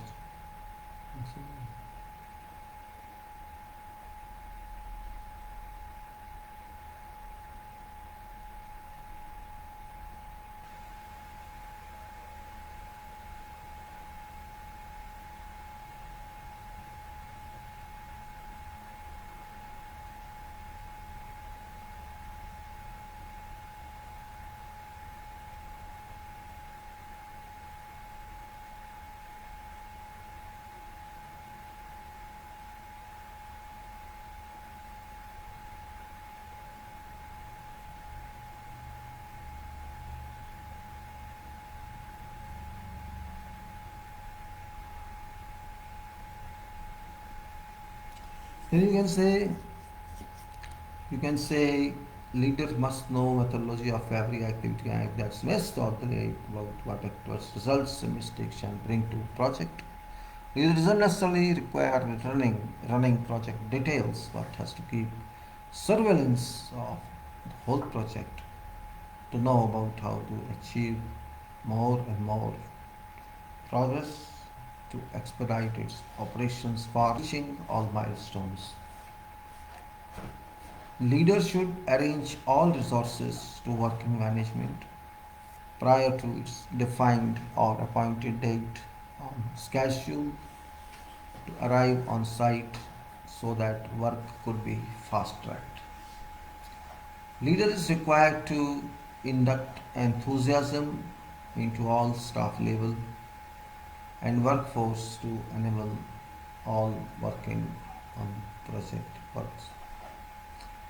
think that they belong to this project.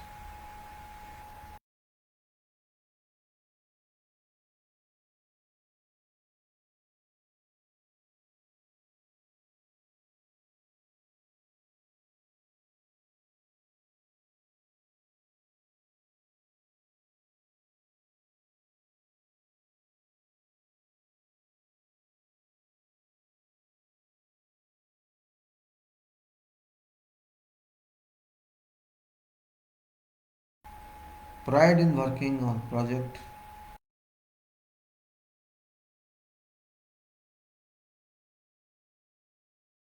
enrichment, all stiff and workforce could contribute their best efforts to project which state would benefit all parties involved.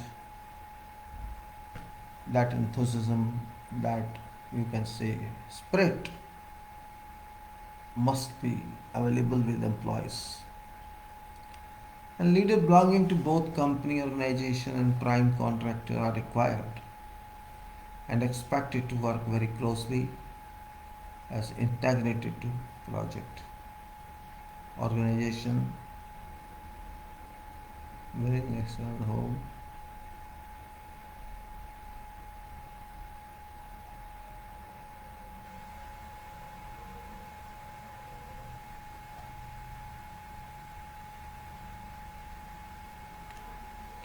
Now, again I say, leader belonging to both company, organization and prime contractor are required and expected to work very closely as integrated to project organization,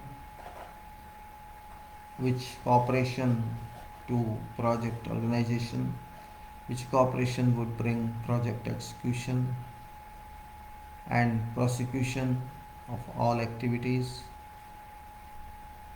in all disciplines, in all organization.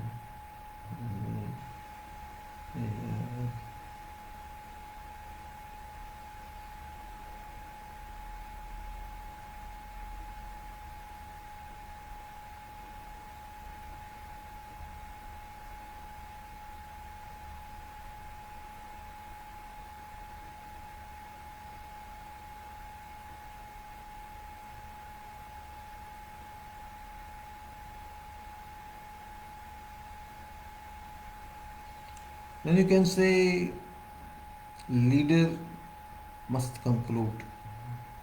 Leader must enjoy trust of top management organizations, and also that ISO 9001 2015 has extended greater responsibility and accountability to leaders who have in fact been virtually elevated to share quality system in all respects. Since leaders cannot locate themselves to footboard of senior manager only, leaving entire responsibility to quality agent or quality representative of organization. In fact, in fact, quality representative team term has been eliminated from quality system ISO 9001-15. Now, leaders are virtually designated owners to effectively manage organize quality system in all organizations, which means that every senior manager or organizer or system designated leader has to work in collaboration with all middle and lower management personnel for accountability towards quality system performance. This means leaders must apply additional efforts by stretching working hours if processes are not carried out during formal normal working hours. Quality divisions are now required for defined purpose as all other divisions only do, and they would carry out respective work allocations and routine briefing, apprising leaders of whatever achievement of work status. This means that status and responsibilities is described on leader and quality personnel have have drastically been altered under ISO 9001 and 2015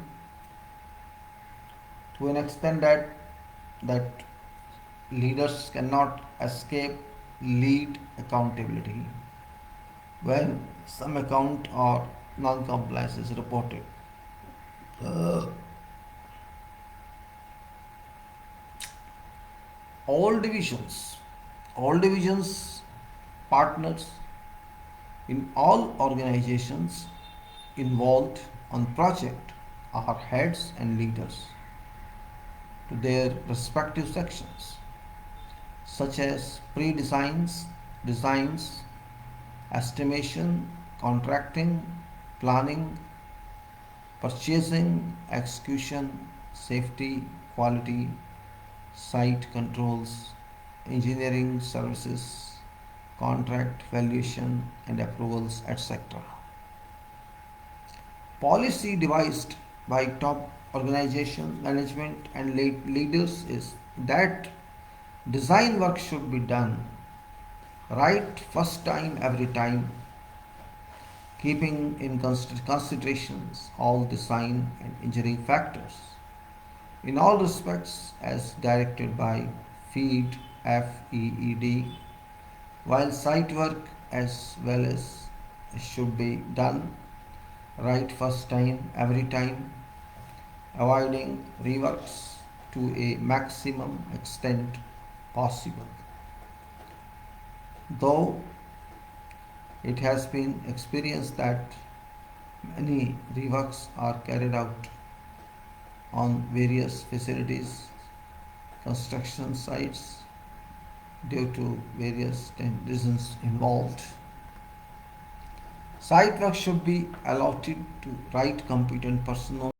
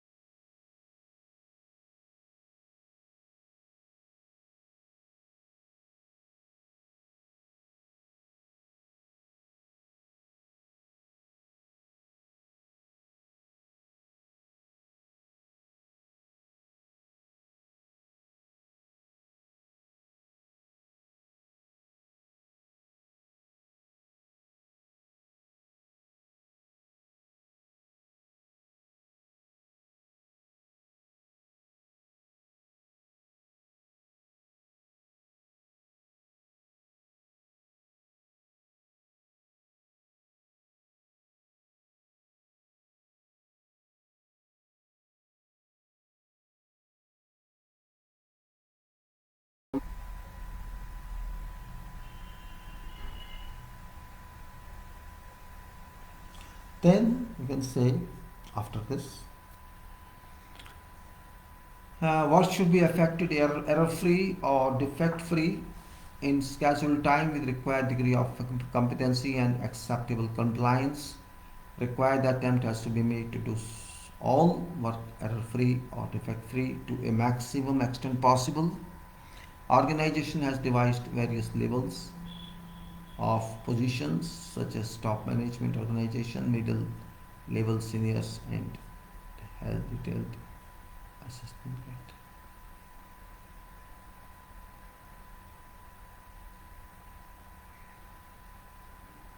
Then organization has devised various levels of positions such as top management organization, middle levels, senior and detailed managing levels. Top organization of management contributes are leaders in themselves to direct self and guide all others located on site and off site. Required to provide vision to site organization. They require to keep all personnel all times motivated so that continuity of personnel and good practice work is maintained on site with smooth motion of operations to achieve all milestones. Leaders in need leaders need ensure leaders need ensure that policy of organization is always effective and consistently it is objective. Its objectives are achieved in all cases. They need not involve directly with details but involve with by surveillance of all works of execution and or prosecution and wherever and whenever they should extend support to required personnel as and when lack on promptness progress is visible. They need make sure that human and other resources required to meet site working operations are available all times as and when necessary, either directly or through a subcontractor as case may be.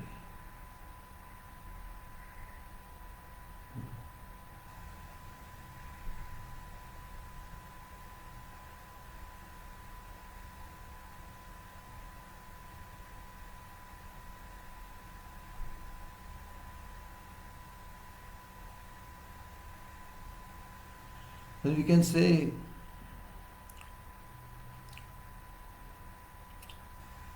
they need make sure that prime contractor mobilized all resources requirements in line to contract and project schedule.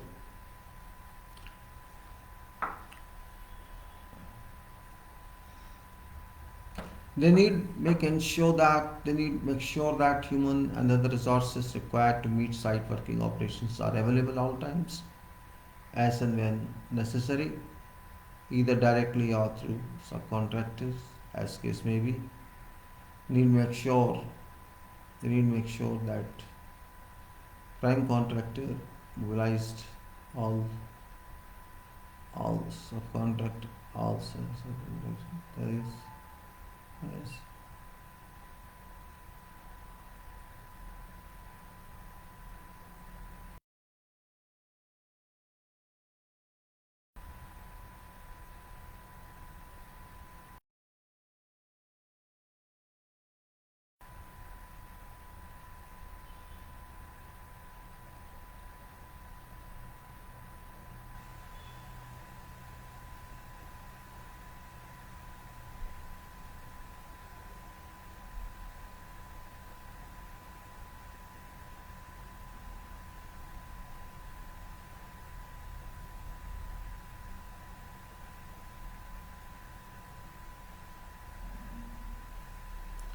Now make sure that prime contractor mobilized all necessary resources in line to contract and project schedule.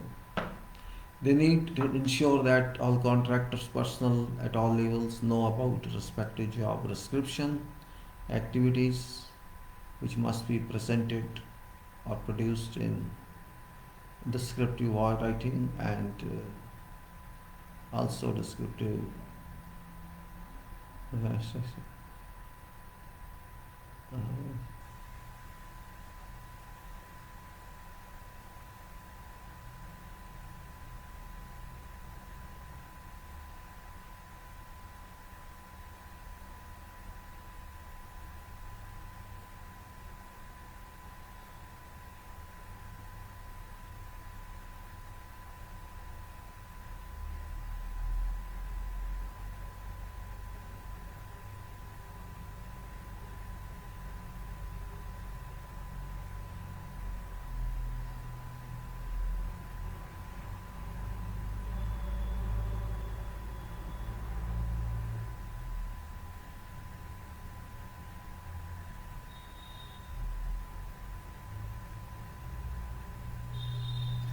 then you can say they need to ensure that all contractors' personnel at levels know about respective job description, activities which must be presented, produced in descriptive writing, and be updated from time to time, depending on newer projects.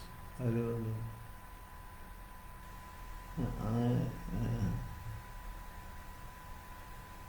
Right.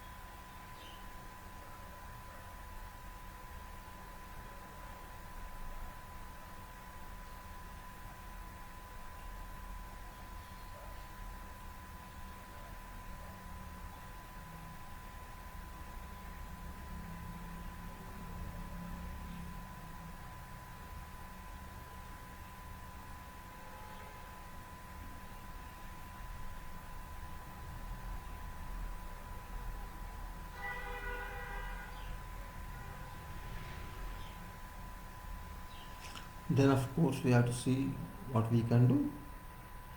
It's very important part of our consideration. We have moved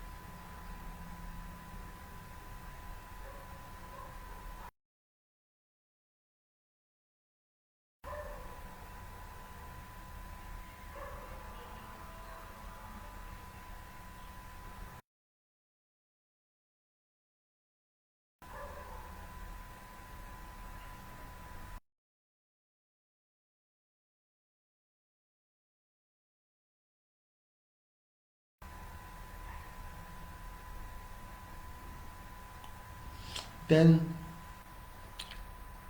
they need ensure that all contracts know about respective job, the description activities which must be measured, which must be presented and produce a descriptive rating and be updated from time to time depending on newer objects, newer requirements and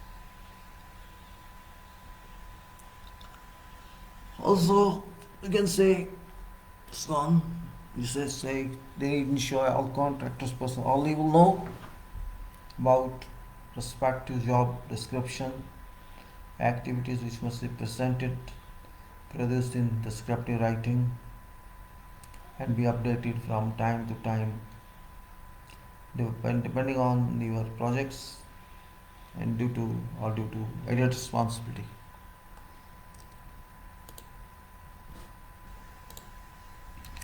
Uh, leaders must have leaders have to in all cases, all time, ensure that devised management system, organized system is well monitored, reviewed, evaluated, and necessary improvements induced or inducted as and when required. They need ensure that all necessary information regarding system organization management is communicated at all personnel as and when necessary. Such communication making is essential. Leaders need ensure that all clients or prospective owners are well aware that organization has been complying with newer requirements and duly updated so that it be easier to participate in newer bids to manage building works. Construction organization management ensure that monthly or scheduled payment is raised in form of valuation statement by contractor in progress due and after its evaluation and scrutiny by engineer. Approved payment certificates are received from company owner engineer. Construction management makes construction organization management make sure to submit all reports to its leaders in its corporate or head office whenever due so that real achievement or status of contract remains known to them and information is circulated to designated key personnel. All such significant project status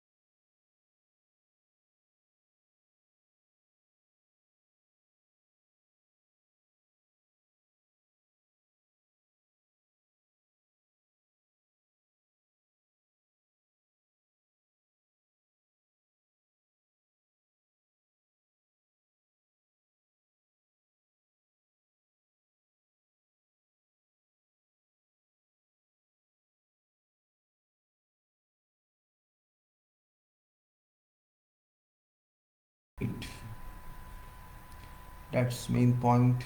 Lead.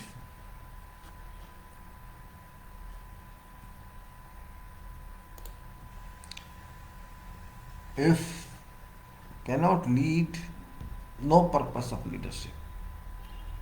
Lead, and that starts from self-leading. Self-leading means self-learning, self-teaching, and self-moving, self-directing, self-thinking, self-trial, self-service, self-surveillance, and all over the and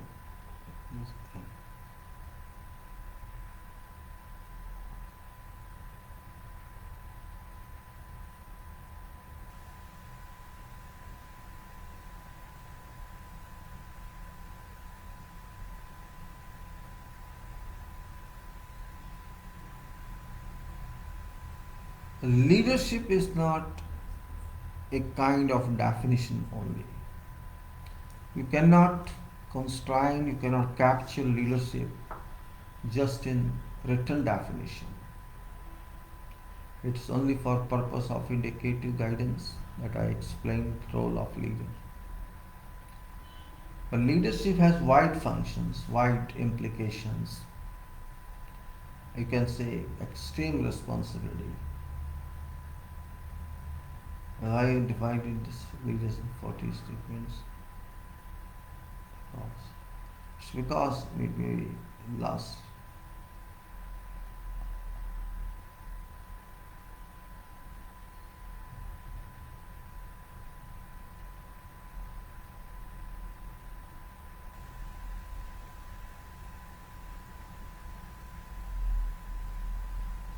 the leader has to lead everything, share all responsibility.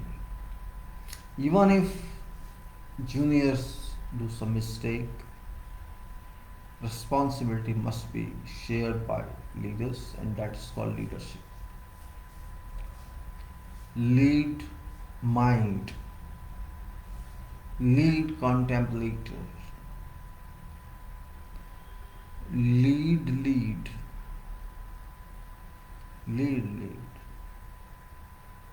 be one of all and all in all. There is no strict definition which can tell this is for leadership. Lead everything. Even if people don't want, don't do like this. If you do like this, it will be like this.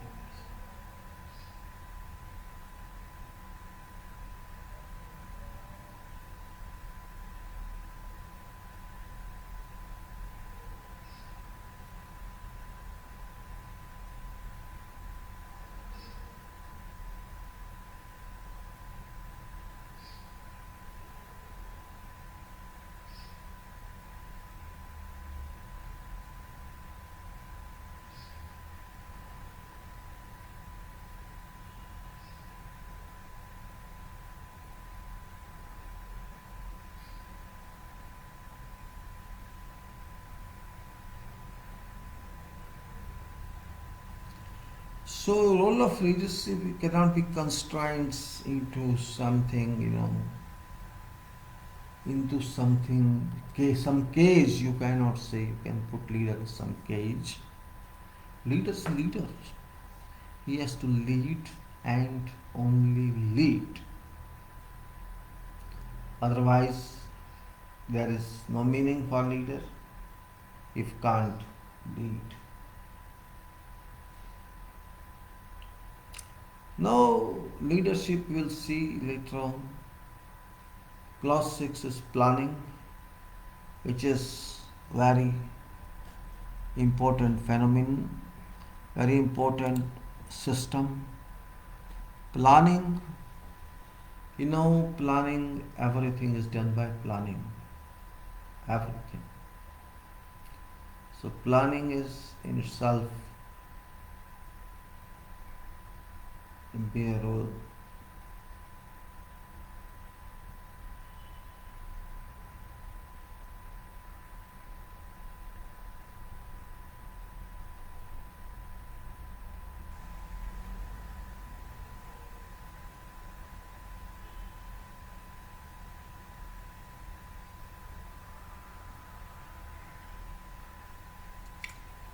Planning.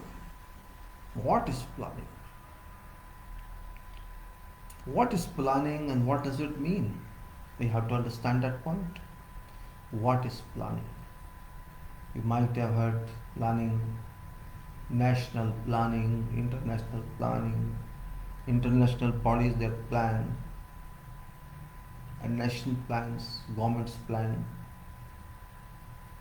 all the planning. What's planning?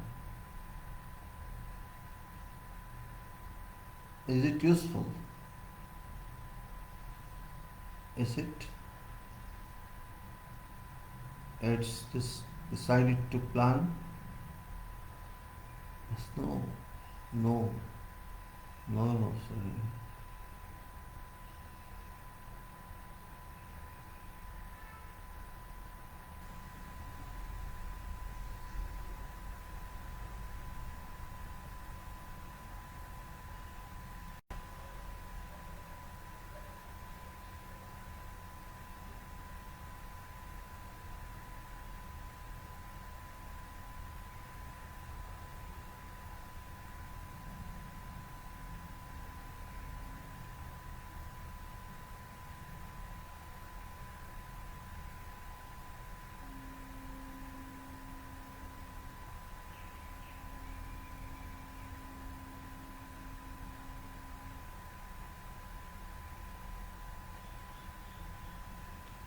You see, action to address risks and opportunities. Management organization system objectives and planning to achieve those objectives and points for consideration. Bring risk-based thinking to front. Others, one time, one time organization pinpoints risks and opportunities. It has to work out how to resolve, how to address through planning. Reduce risk for corrective action later because this, to say, what, who, how, and when these risks be addressed. This approach replaces preventive action, reduces risk for corrective action later.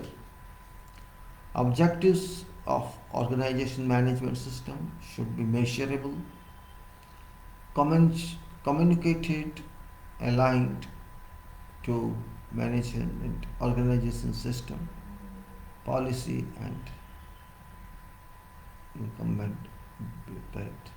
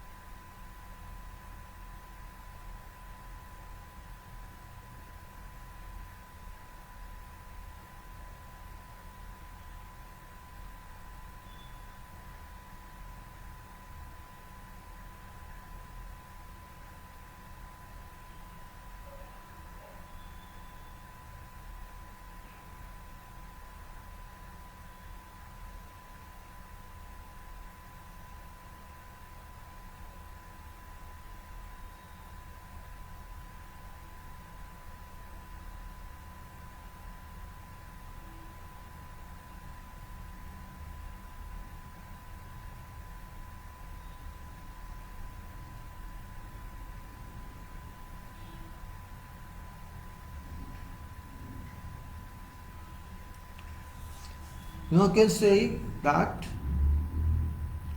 planning work in fact starts with when project charter is opened for certain bid.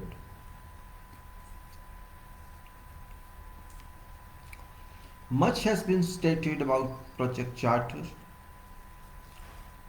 and company considerations in scope, frame. Company organization starts thinking on project requirement, project aspects, and risks involved, all risks involved, and all other styles that may come in way of project from whatever source due to facts that billions of dollars are spent on whatever plants, facilities are designed and erected, which no company may spend.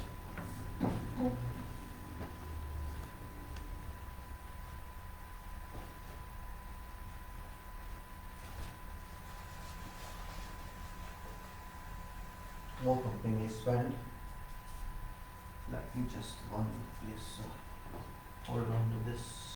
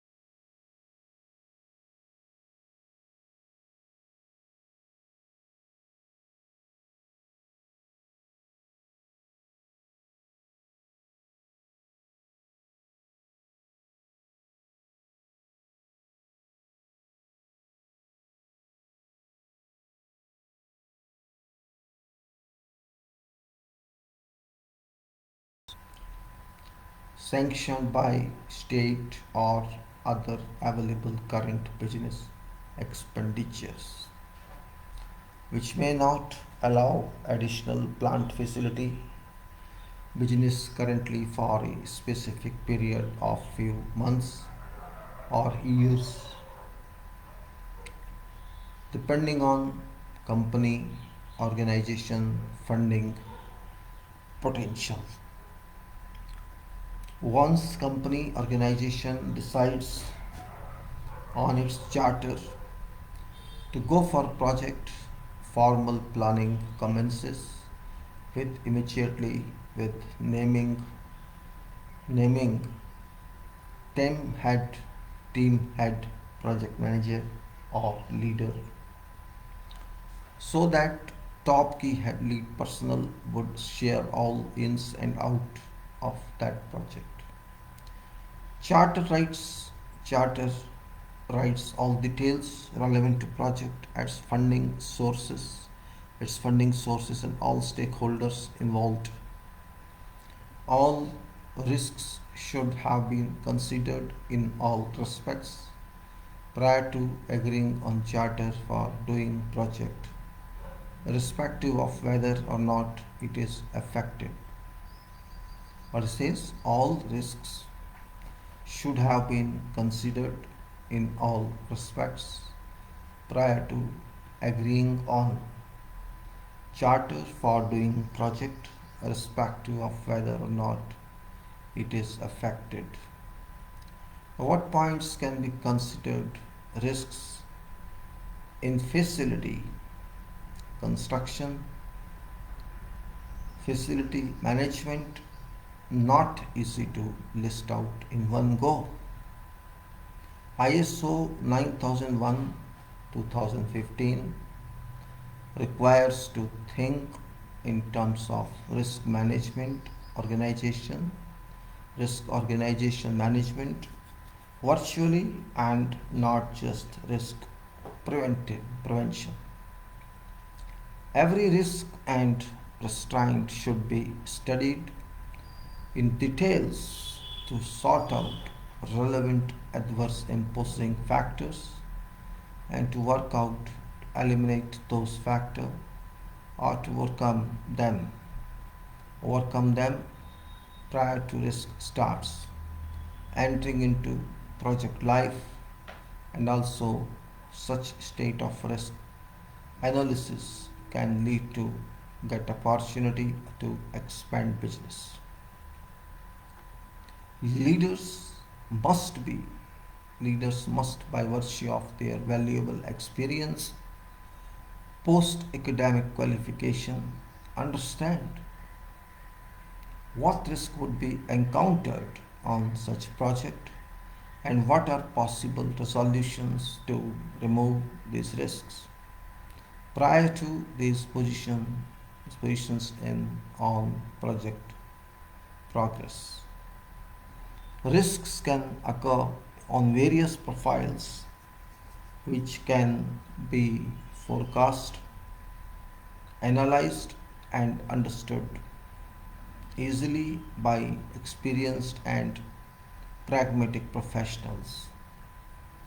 And once such risks are evaluated, an alternative solution on or risk solution based on its elimination can be charted out so that no obstacle comes on to project progress. Business process based risks are considered and resolved by top leaders, while site based risks are dealt with site representatives depending on each risk item evolving in during works or prior to works commence with. Scheduling planners should not, without thought backup, just chart out schedules without thoroughly understanding and including all impacts on relative activities, bars, and allowing adequate time to resolve risks as pointed out. Schedules should be so clear to be understood by all relevant professionals working on project and not just be certain documents exhibiting many colorful schedules without having any practical meaning, as sometimes it happens that planners just to impress management organization do so. Planners must enter into thorough contemplations and discussions with responsible personnel and leaders who would carry out operations, so that facts and problems are exposed exposed since planners own since planners cannot impose upon work front leads planners' own imaginations on to practical works, which require team cooperation at all times. Examples for certain risks could be as mentioned hereinafter, which project and contracting planners should think in same language so that these are covered within schedules at all levels. I will talk these risks in due time, as these are very definite and important item. We are now talking about planning and EPC too. Planning, EPC are very much complex. Planning construction is little better than EPC plan, because in EPC there are many complexities and these are generally big projects. We have to be considerate on that, and we have to understand facts that EPC has many problems, many problems in EPC, long durations, procurement problem, and you can say testing problems, or you can say so many problems are there which can be considered in different timings. We have to understand those points very professionally, clearly, and with some, we can say, some type of arrangements which are good enough for understanding everything. It's now not enough time with me, and this is page, I think page is 42. I hope it is 42. Which one? Let me see. It is page 49. No problem. I can't see point 17. I point 17. I've gone through, and we'll see how it works. Why that? I will continue this, but currently today we considered constantly about EPC, GRIP, and this is, you can say, lot talk of civil field engineering, including construction designs, methods, AnnexSL, and certainly in planning, which is very important from details as well as gross point of view, because without planning, you can say, nothing happens, nothing moves. We must be smart enough to get into, to understand effect of planning on planning itself and effect of planning on works, whether planning is important or work is important. Or planning guys are very experienced, or they are just bar chart plotters. We have to take that point into our consideration, because my experience is little varying here. I'm not interested in colorful planning, I'm interested in realistic planning. Realistic planning means activity based planning, not just planning or cost based planning. Time, cost, and quality are considered knowledge areas, minimum knowledge areas out of many knowledge areas, and risks are involved, opportunities are involved, criticalities are involved, and procurement is involved. All such factors are involved, which work more harsh than others. So we have to keep all such points into our consideration, and if we do not keep such point into our consideration, we cannot do justice to ourselves. That point must be kept hard in true way. We have to then can say, all right, we are doing this. We must understand, because as I said, it is engineering that is thinking based, and think tank has already come into picture. So think tank or think bay or think reservoir or think sea or think ocean, it is you have to define all this, and that's very important point. And we can say now that thank you very much for this. I'll continue.